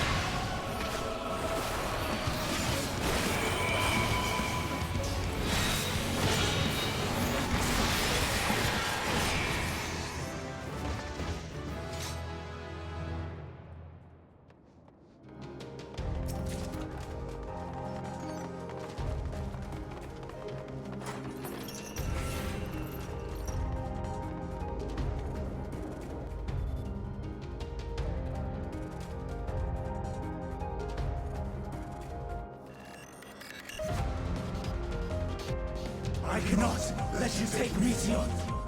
Not yet.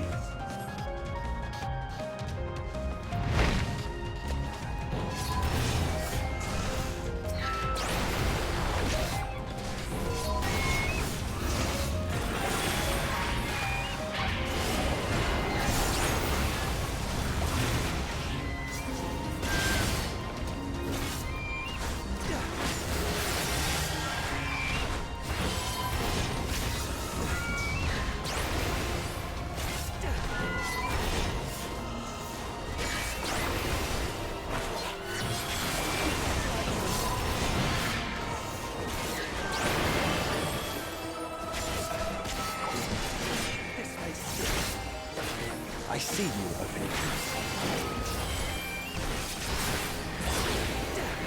Be gone.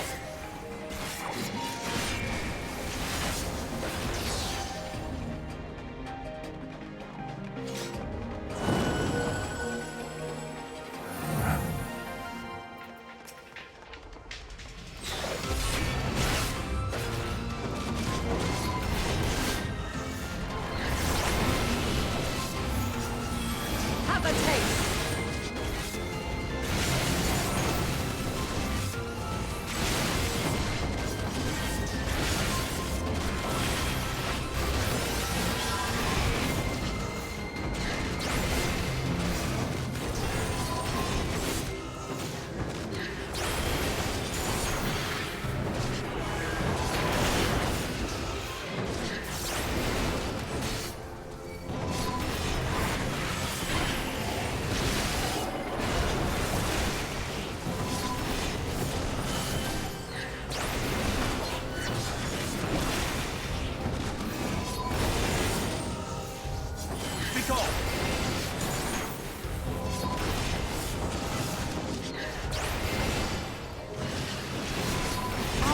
My way. I see you over there.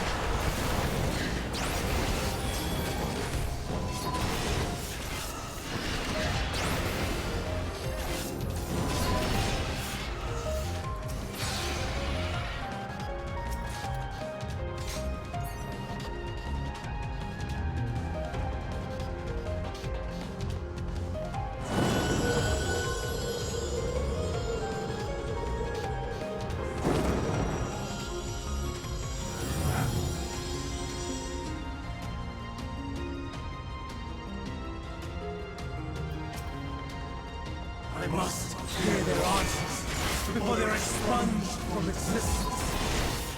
I see you over there.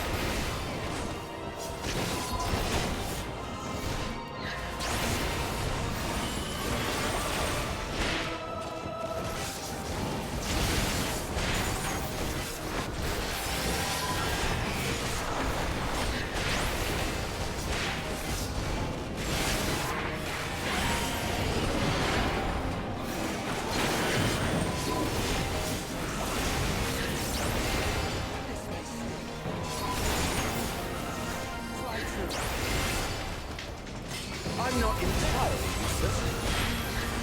Be gone!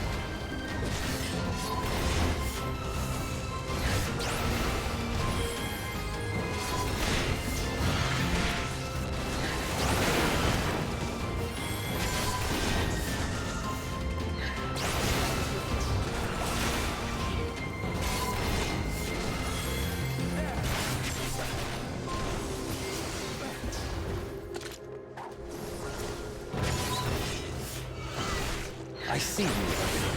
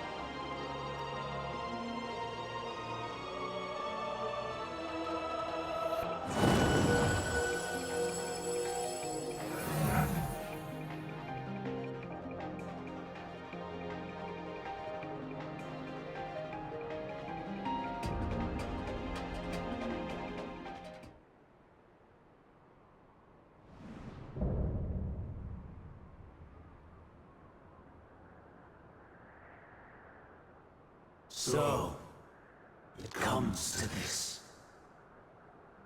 I have no wish to fight, but this time, I cannot yield. Though the world may think me a mad, desperate fool, I will hold fast to my conviction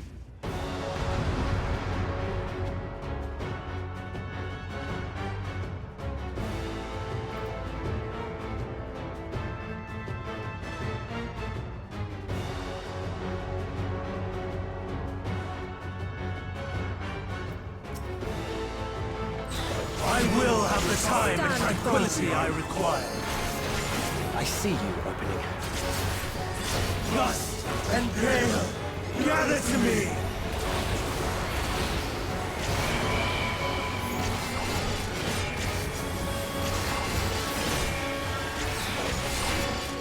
Ancient brand, unleash your power!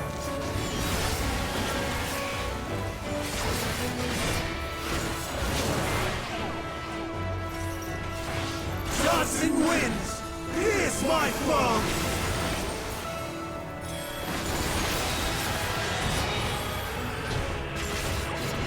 Stars on high, fall as rain!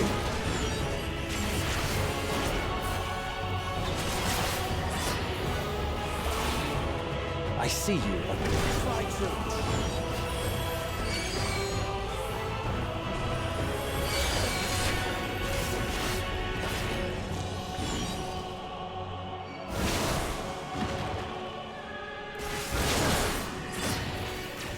Do not underestimate me.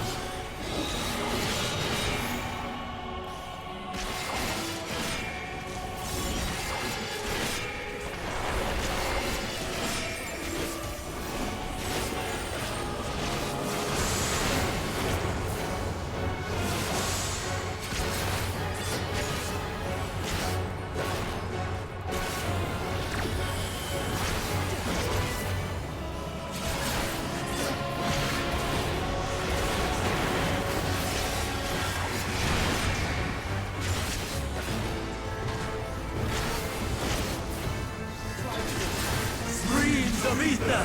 Surge as I'm not one! entirely useless. Have a taste!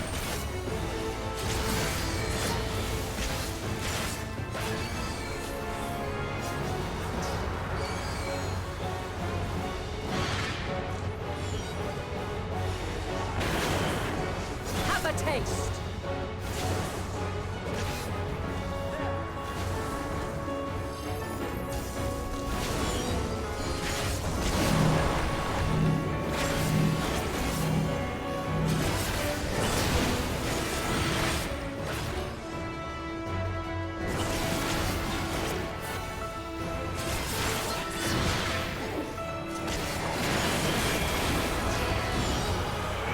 Dancing winds, pierce my foe!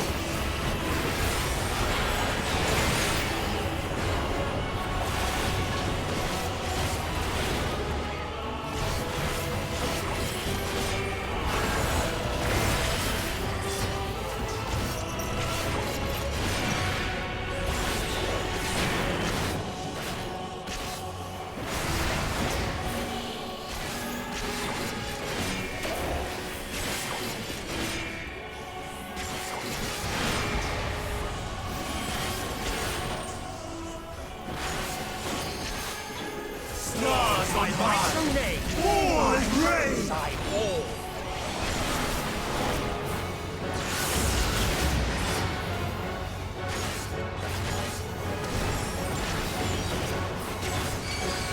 Even when transformed, but I am not finished yet.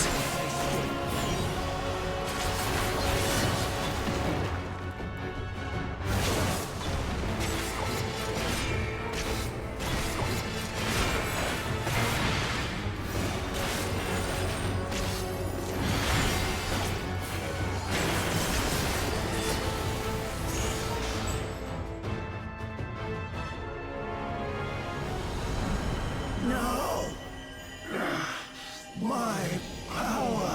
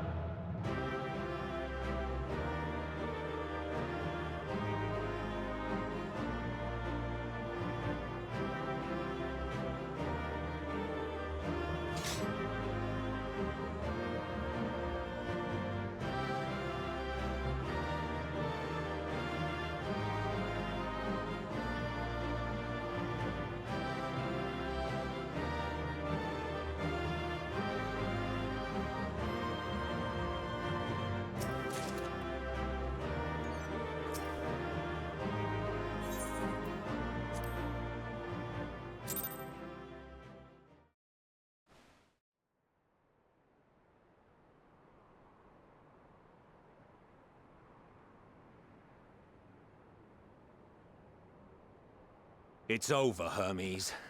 In the name of the Convocation, I hereby take Meteion into custody. And setting aside the matter of your nomination, you will come with us too. We require your knowledge to assess and resolve the situation.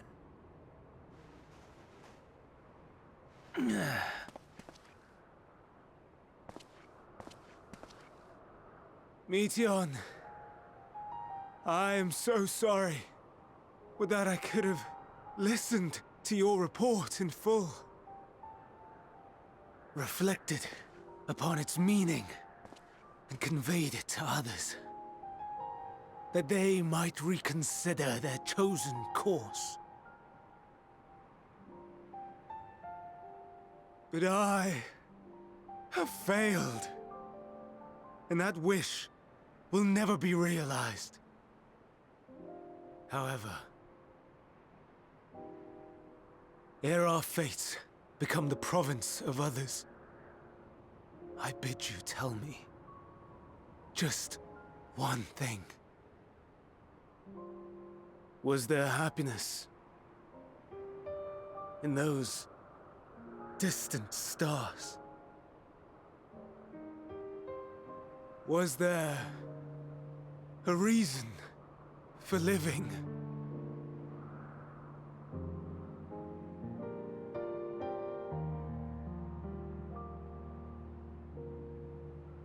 We conducted our search as per your instructions.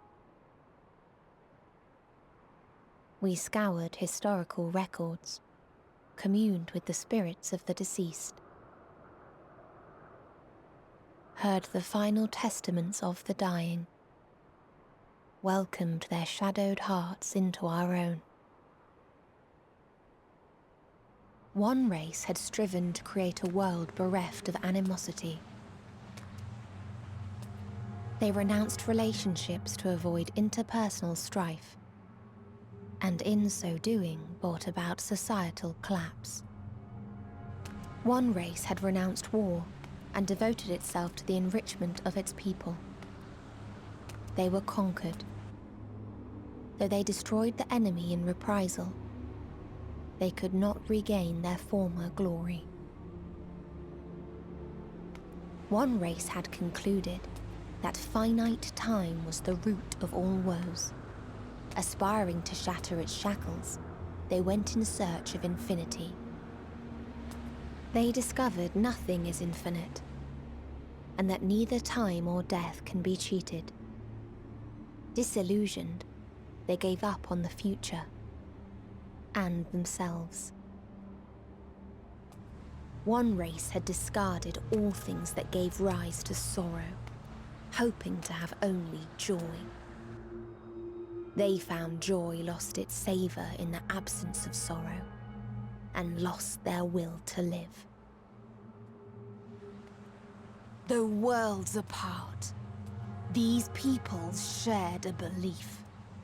The belief that they had tried their best.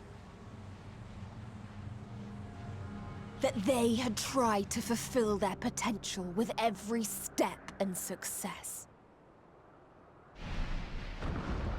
In the course of which, they learned the truth. That they would never be free of fear and sorrow, anger and despair, of loneliness, so long as they yet lived. Even now their souls cry out for oblivion. And to this song of anguish, I lend my voice. We lend our voice. Oh, beloved mankind, shimmering jewels of beautiful Ktisis, rejoice, for we will free you from the cruel yoke of existence. There is no need to struggle in vain, for in nihility awaits salvation. You will know peace and serenity, and it will be beautiful. We will make our nest at the edge of the universe. And there, in the dark of dead worlds, hoard sorrow and suffering. There we will sing, our chorus ever louder and ever clearer, that our song may reach even this ether-shrouded star.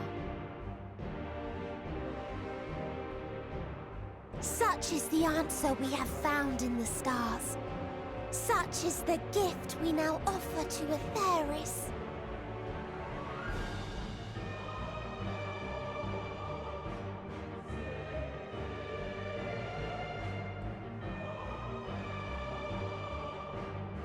Who are you to decide our fate?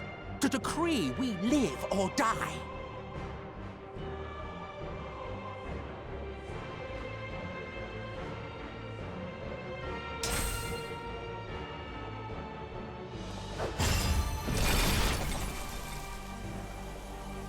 Have you lost your mind? You heard what she said. She means to destroy us all, yet you'd still take her side? In the name of the star, we have discarded those creations that we deemed flawed.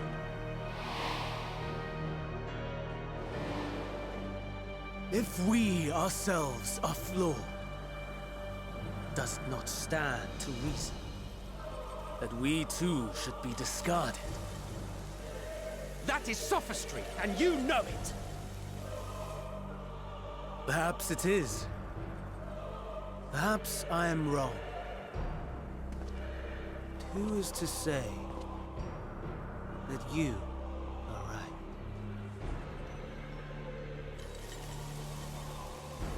Let us settle this with a determination. In my authority as Chief Overseer of Elpis, I will make a judgment on man's fitness to exist. If he can learn to value all life and retain his will to live, even should his end be justified, he will surely find a way to avert his demise. If not, he will perish from the start. As with all determinations, provisions must be made to ensure fairness. Kairos! Awaken!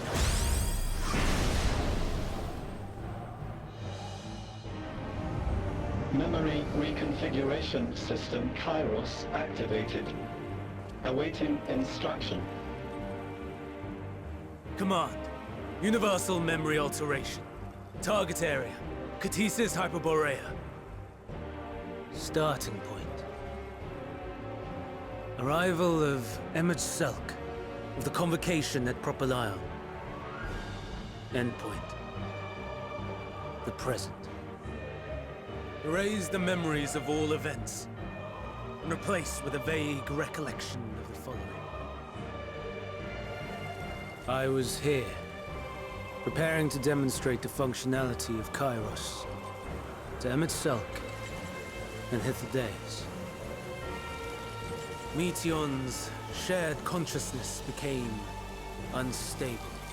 She and her sisters could not sustain their existence, and all dissipated with a burst. The resultant shockwave accidentally triggered Kairos, which erased several days of memories from all present. Execute. Command acknowledged. Initializing. 3 processes remaining to execution.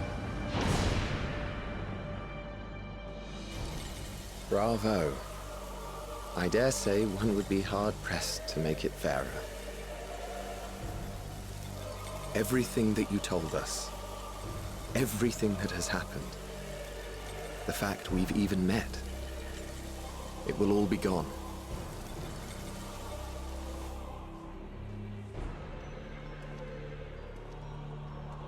Go, Meteon. To the edge of the universe. where none can reach you. Hermes, won't you come with me? If you were to shed your flesh, I should be able to carry you.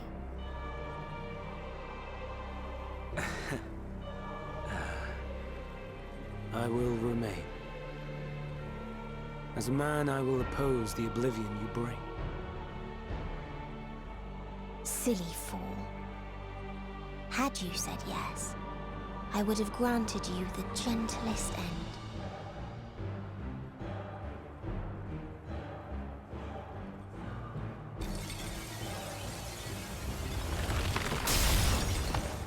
This ends here!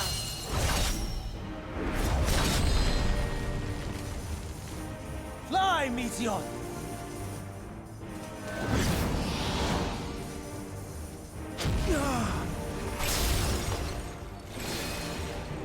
That is far enough, Hermes! Argos, to me!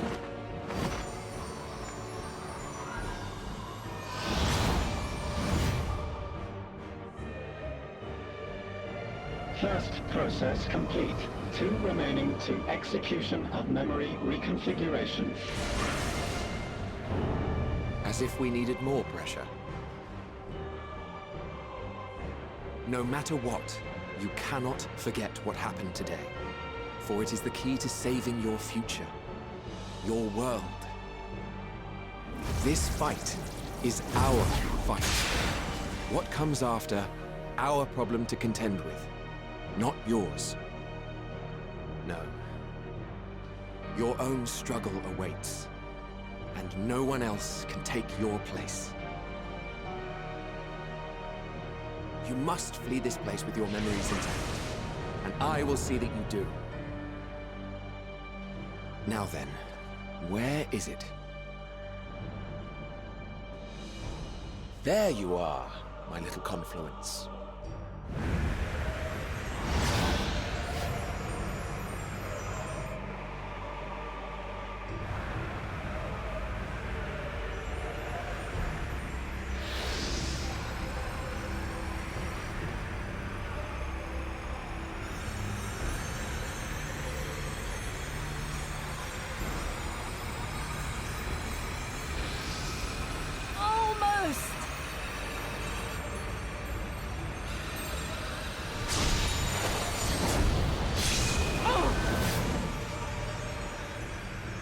Very well, then.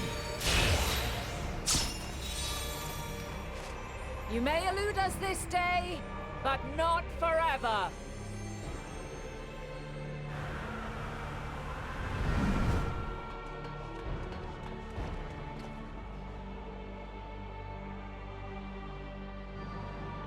Meteon's gotten away. Second process complete. 1 remaining to execution. Ugh. No time for brooding. Listen well. Beyond lies a spatial confluence that connects the interior sections of this building. I will destroy the confluence and force open a way outside. When I do, you must jump through.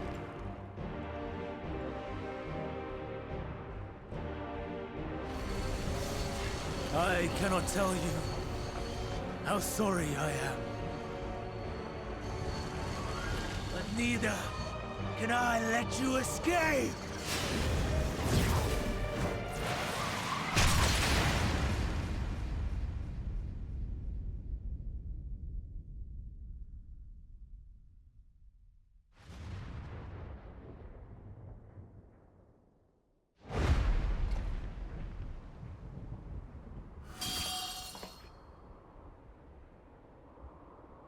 Too brave by half.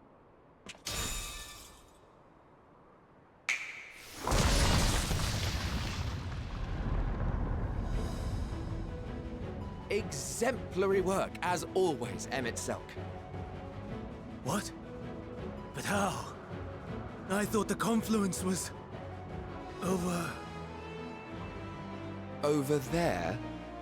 Yes. We were rather hoping you would. It was never anywhere but where it is now. The instant those two began making their way towards nothing, 'twas clear the plan was a diversion. I'm quite incapable of destroying a confluence, I must confess. A gambit brazen beyond words. Though we've grown accustomed to reckless improvision due to the antics of an incorrigible associate. Though, in the case of certain present company, incorrigible is an understatement. Honestly, I'm beginning to suspect it's a requirement for every Azen.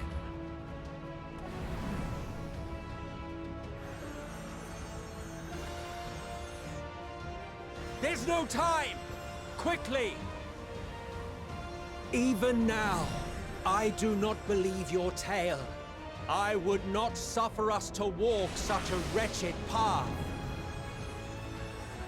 Still, if it must be said,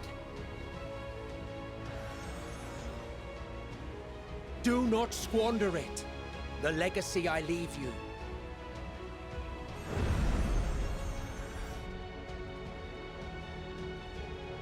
Final process complete. Executing universal memory alteration.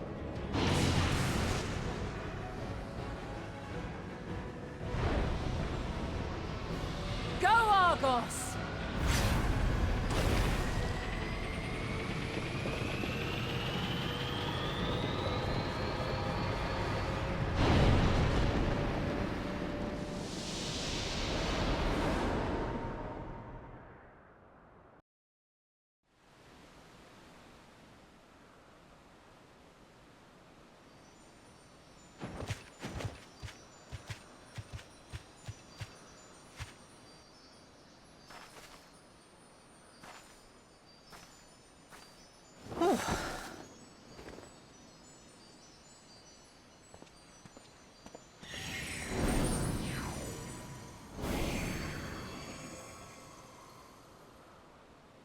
I'm fine. Just a little tired.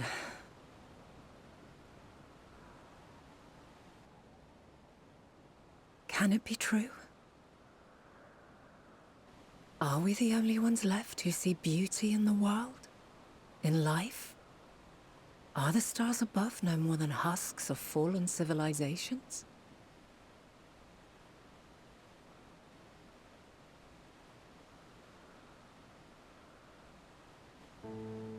And yet,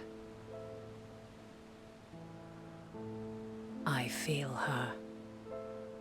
Though she is unimaginably distant, I feel Meteion's presence, and the place where to we must go.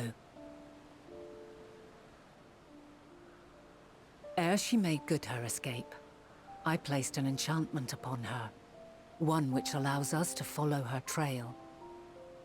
She has already left the outermost bounds of Ktisis, and continues on her way. Given the vastness of the universe, it will still be no easy feat to track her down. But thanks to MSQ and his Hyperboreia, all is not lost. We remember. So long as we remember, our fates remain ours to shape.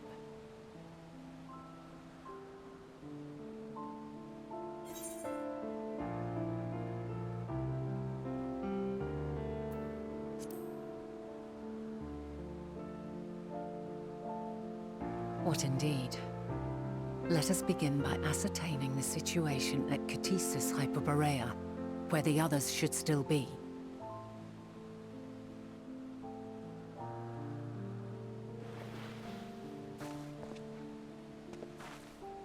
Given the likely state of their memories, however, it would be imprudent for us to approach them directly. In which case...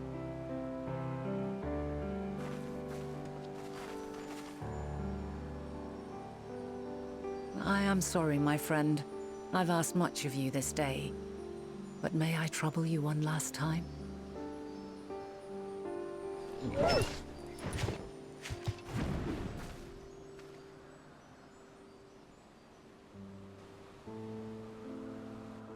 Argos will investigate in our stead. We will share in his consciousness and see and hear as if we were with him. Now, close your eyes and open your mind.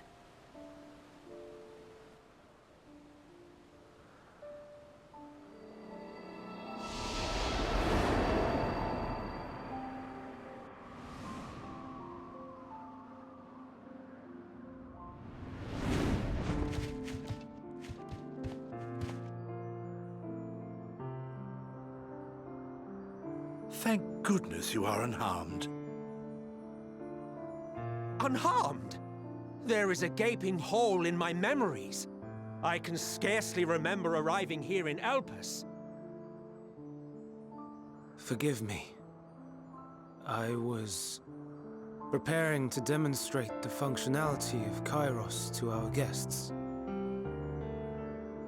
But Meteion, her shared consciousness became unstable. And she...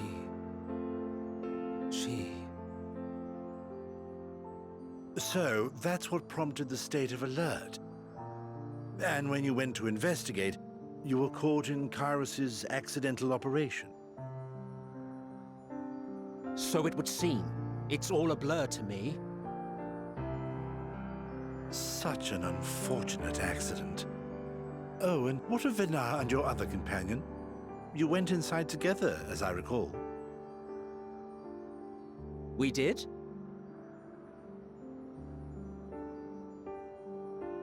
If Venar was with us, I have no recollection of it.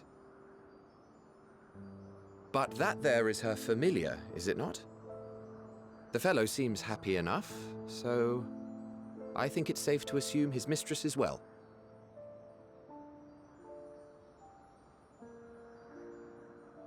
I haven't the slightest notion who this other companion might be, however. Ah, well, that individual struck me as a bit different, for want of a better word. Perhaps it wasn't actually a person, but some manner of creation. Curious. I must ask Venar about it when next we meet. Yes, you do that. Now, if we may tend to Hermes, whatever this Meteion did, it seems he bore the brunt of it. Once you are fit to travel, you will return with us to Amarot. We need to make certain there are no other ill effects. Also, I am here on business of the 14. We've already had the conversation, like as not, but since your toy wiped my memory, we'll have to have it again. Yes, of course. As you see fit. This Kairos, it manipulates memories through the emission of etheric waves, correct? There is a theory which holds that memories scoured by blasts of ether are restored when the soul is cleansed in the underworld. If true, then perhaps when our time comes to return to the star, we shall remember these few days we have lost. I doubt aught of interest occurred. Look forward to the revelation if you like, but I should prefer to reminisce on more meaningful moments.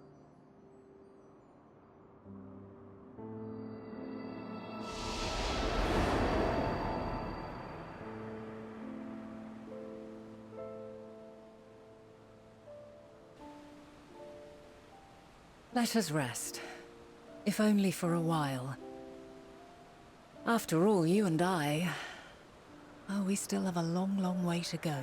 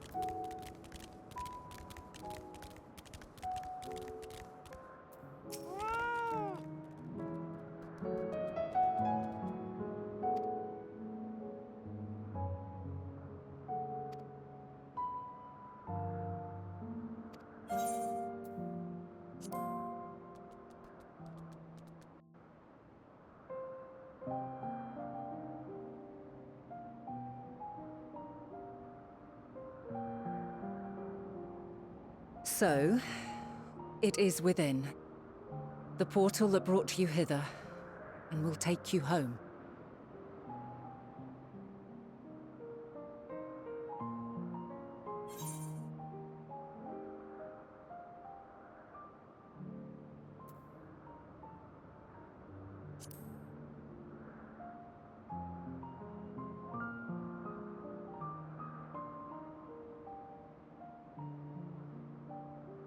I appreciate your sentiment.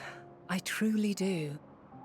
But 'tis a very long game that we must now play. And while you have maintained a stable presence here thus far, there are dangers in lingering over long. No. You must return to your own battlefield. Make use of the knowledge you have attained, that your days here and our friends' sacrifice be not in vain. With Meteion free to pursue her designs, 'tis only a matter of time until the final days are upon us. We must be ready. From fortifying our defenses to securing our escape, there is much to be done.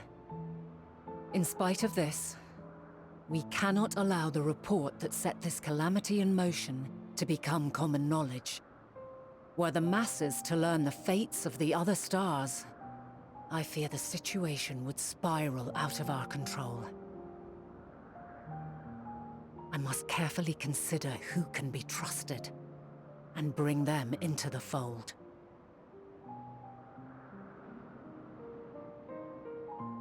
Ordinarily, I wouldn't hesitate to call upon the 14. However, it was the desire for a fair determination that drove Hermes to attempt to erase our memories. Were he made aware of his actions, there is no telling whether he would remain a friend or become a foe. Alternately, we might try to alienate him from the convocation. Yet in doing so, we would deprive ourselves of a brilliant mind who would be invaluable in the crises to come. Quite the dilemma. Which is why I must work independently of the convocation. Regardless of how we proceed, if we are to permanently avert the final days, we must be equal to Hermes' challenge. We must prove that mankind is worthy to exist. And this hinges, I think, on how we confront the all-consuming despair that accompanies a senseless and seemingly inevitable end. Bewildered and divided, we would perish like the peoples of those celestial ruins. We could not hope to survive the final days, much less take the battle to Meteion at her nest. We must find a way to defeat despair, to unite and prepare as many as possible for the struggle ahead.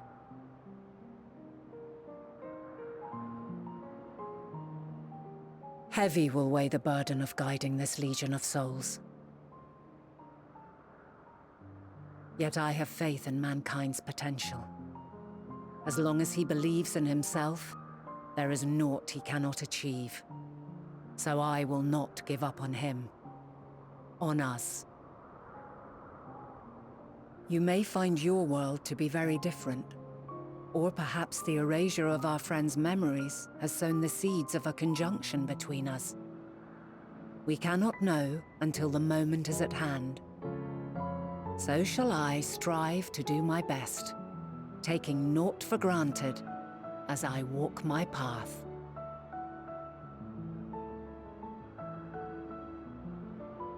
And I pray you walk with me to the end.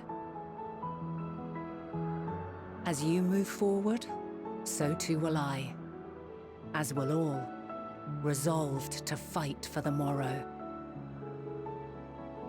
And when mankind has found the strength to stand against despair, we shall silence the song of oblivion. She who sings it will learn our journey is far from over. This I promise.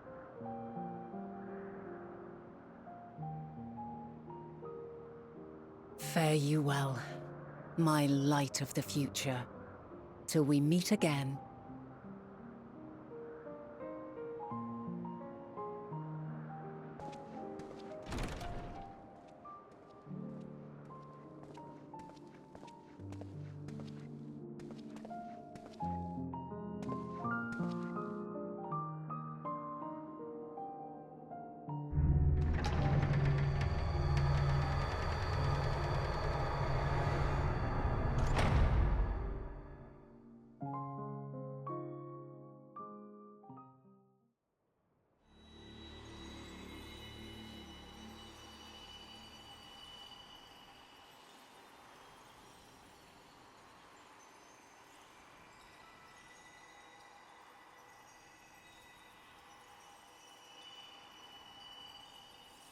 From this day forth, I shall strive to bring honor to the seat of Fandania.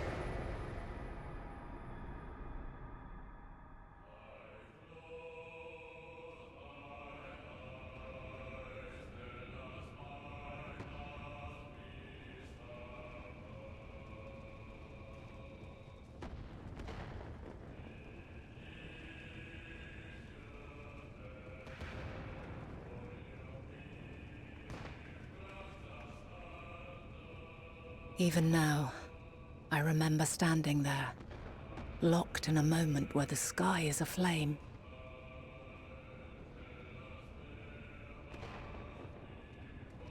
Where stars fall as tears, and screams darken the seas. Where resignation rots the trees.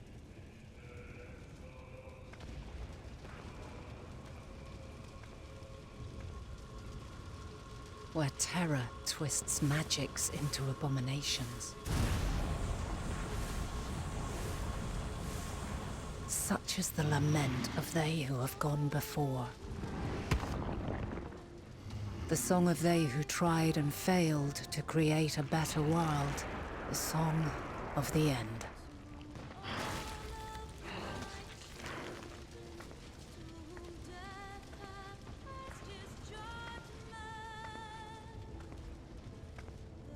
That which hides at the edge of the universe is no longer hope's creation.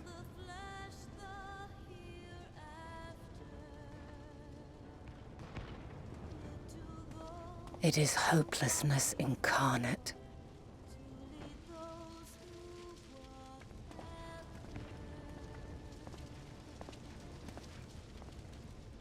That day, mankind saw half of its number sacrificed to bring forth Zodiark.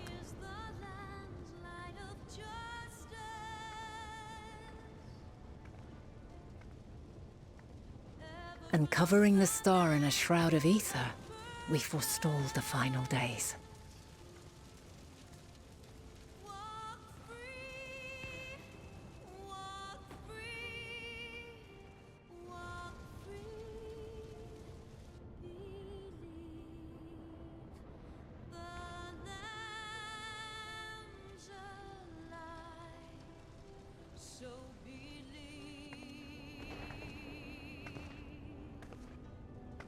Yet the cries echoed still. We wept for innocence lost, wailed for death inevitable.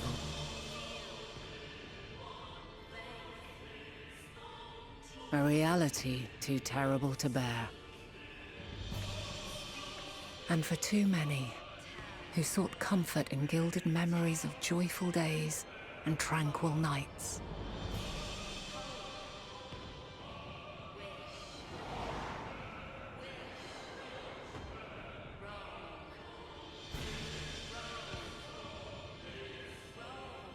This is all wrong!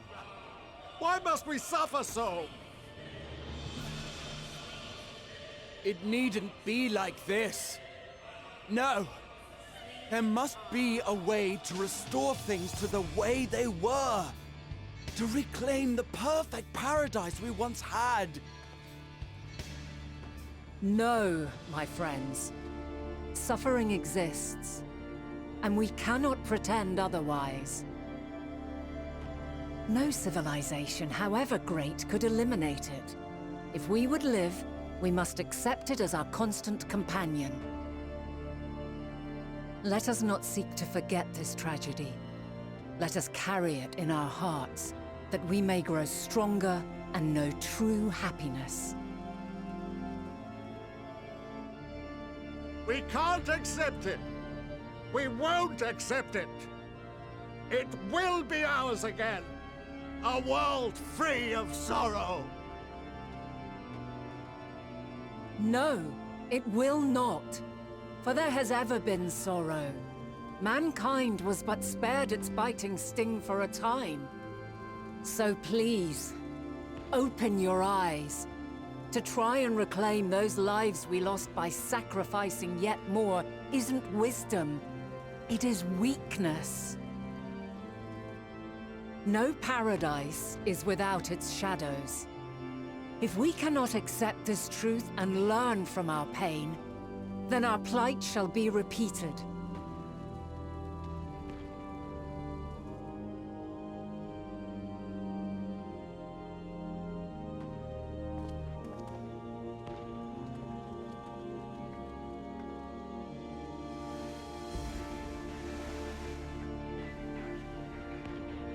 O mighty Zodiac!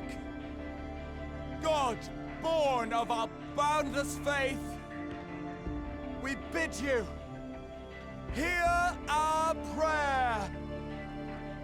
Accept this offering of lives, and deliver unto us the lives we once had. Deliver unto us the days of old, the days when the star was a font of love, and we knew naught but bliss.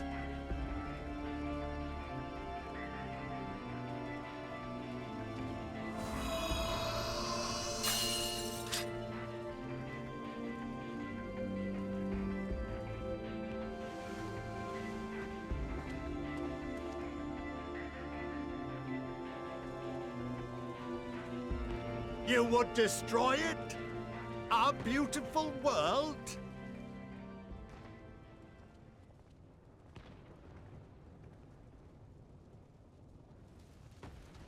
Lands that stretched on forever. Skies one could drown in. The heartbeat of nature, silent yet strong. And amidst it all, a people. Beacons of light and life. Laughter that warmed my heart like naught else before. They are my meaning and my purpose. My love. In spite of, or perhaps because of this, I choose to believe in mankind's potential, in his ability to find a way forward. So let there be no way back. From that temptation, I sunder us. No more shall man have wings to bear him to paradise. Henceforth, he shall walk.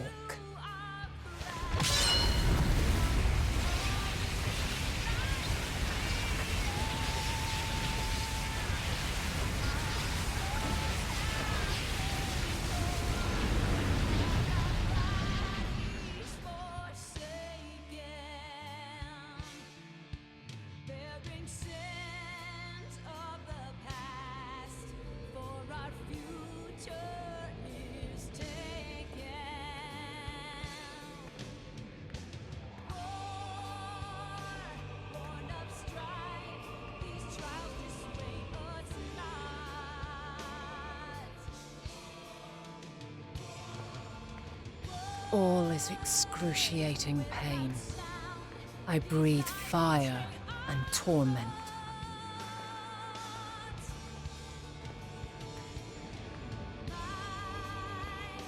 I birth a world of suffering to mire and plague.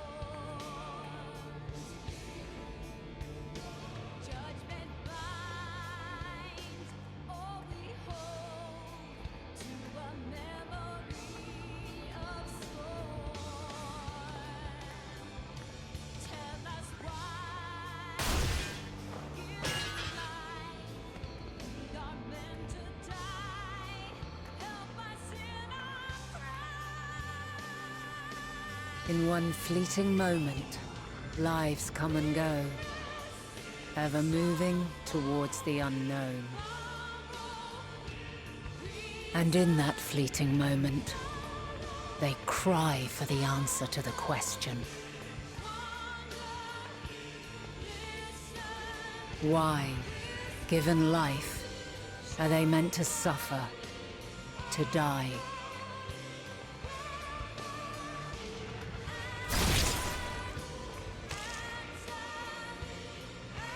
As fragmented, imperfect beings, yours is a never-ending quest.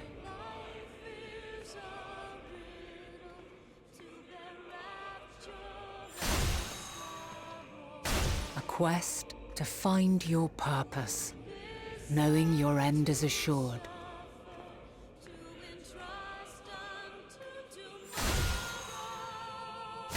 To find the strength to continue when all strength has left you.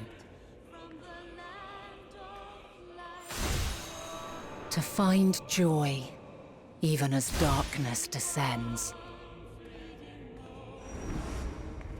And amidst deepest despair, light everlasting.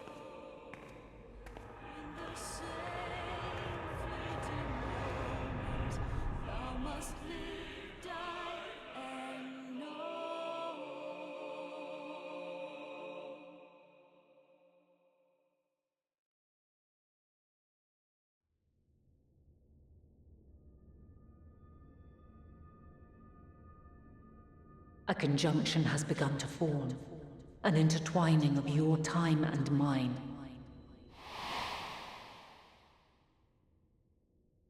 When you truly understand what is at stake, and your journey has prepared you to surmount the insurmountable, then shall I honor the promise made in another time, another age.